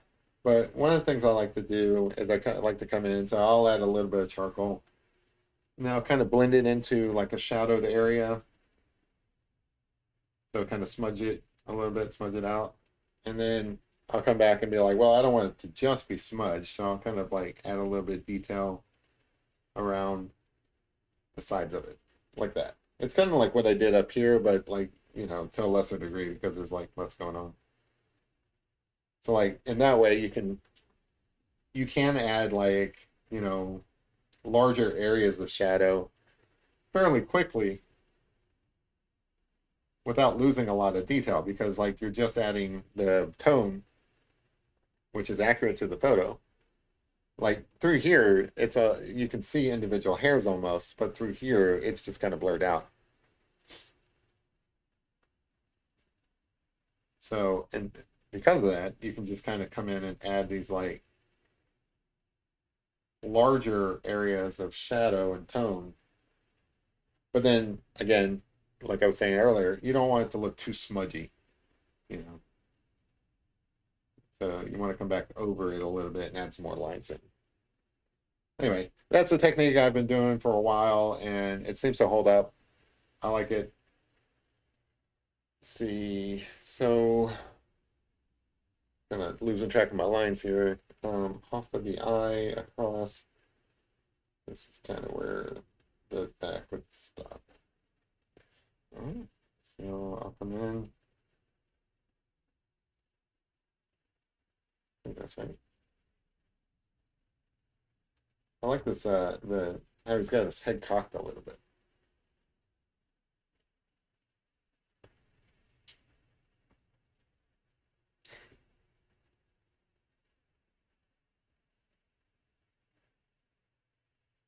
Well, I don't know, like, is like that an art competition or is that like an endurance competition?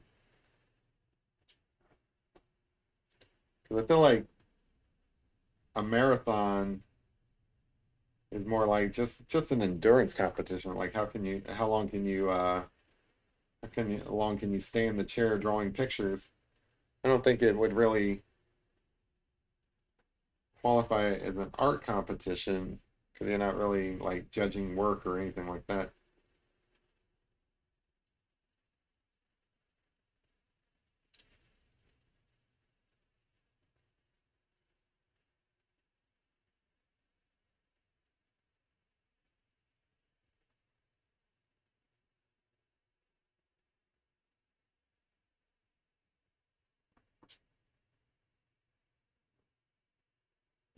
A little bit.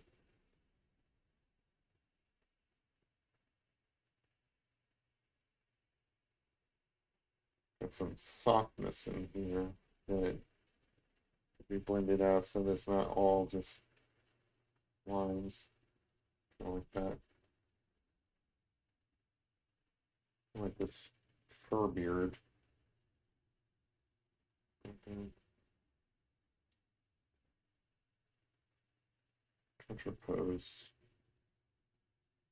I don't know what that is. It's a contrapose. Oh, you mean how the head's tilted?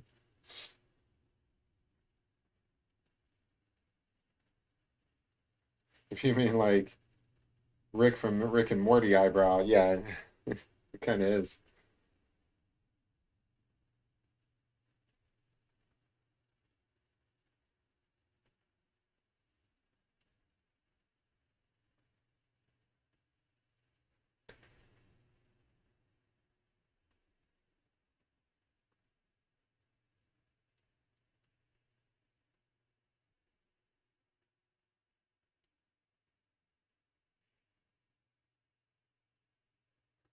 Some softness in that face.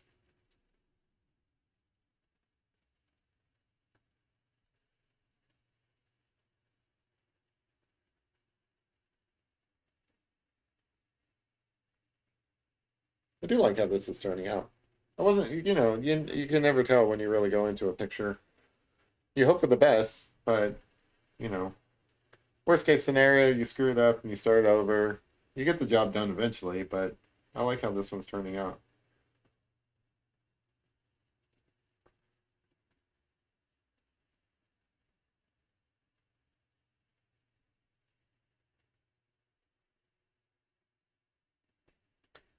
All right, so I'm going to set myself a new time block. I do think that it'd be nice to take a break. Therefore, go ahead and call the stream over at 3:15. I do hear the dogs waking up.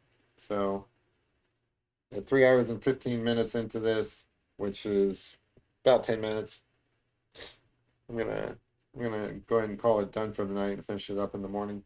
But I think we can see that it is pretty far along and much further along than the last picture I did where I only had half a face done. Oh, okay. I think I have heard that term before. The contrapose. I just, wasn't thinking about it. But yeah, I appreciate the description there. Yeah. And the thing about this dog is this dog's just doing it naturally. It's not like, well, I don't know, maybe the person who took the photo posed the dog, but I think the dog just did it naturally. It's a natural model. Yeah, dog's starting to get anxious. Hey, buddy, you getting bored? You getting bored? You saying, why don't you draw me? I have drawn you, buddy.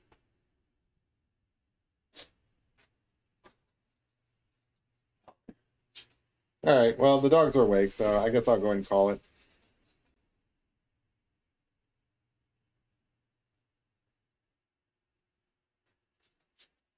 All right.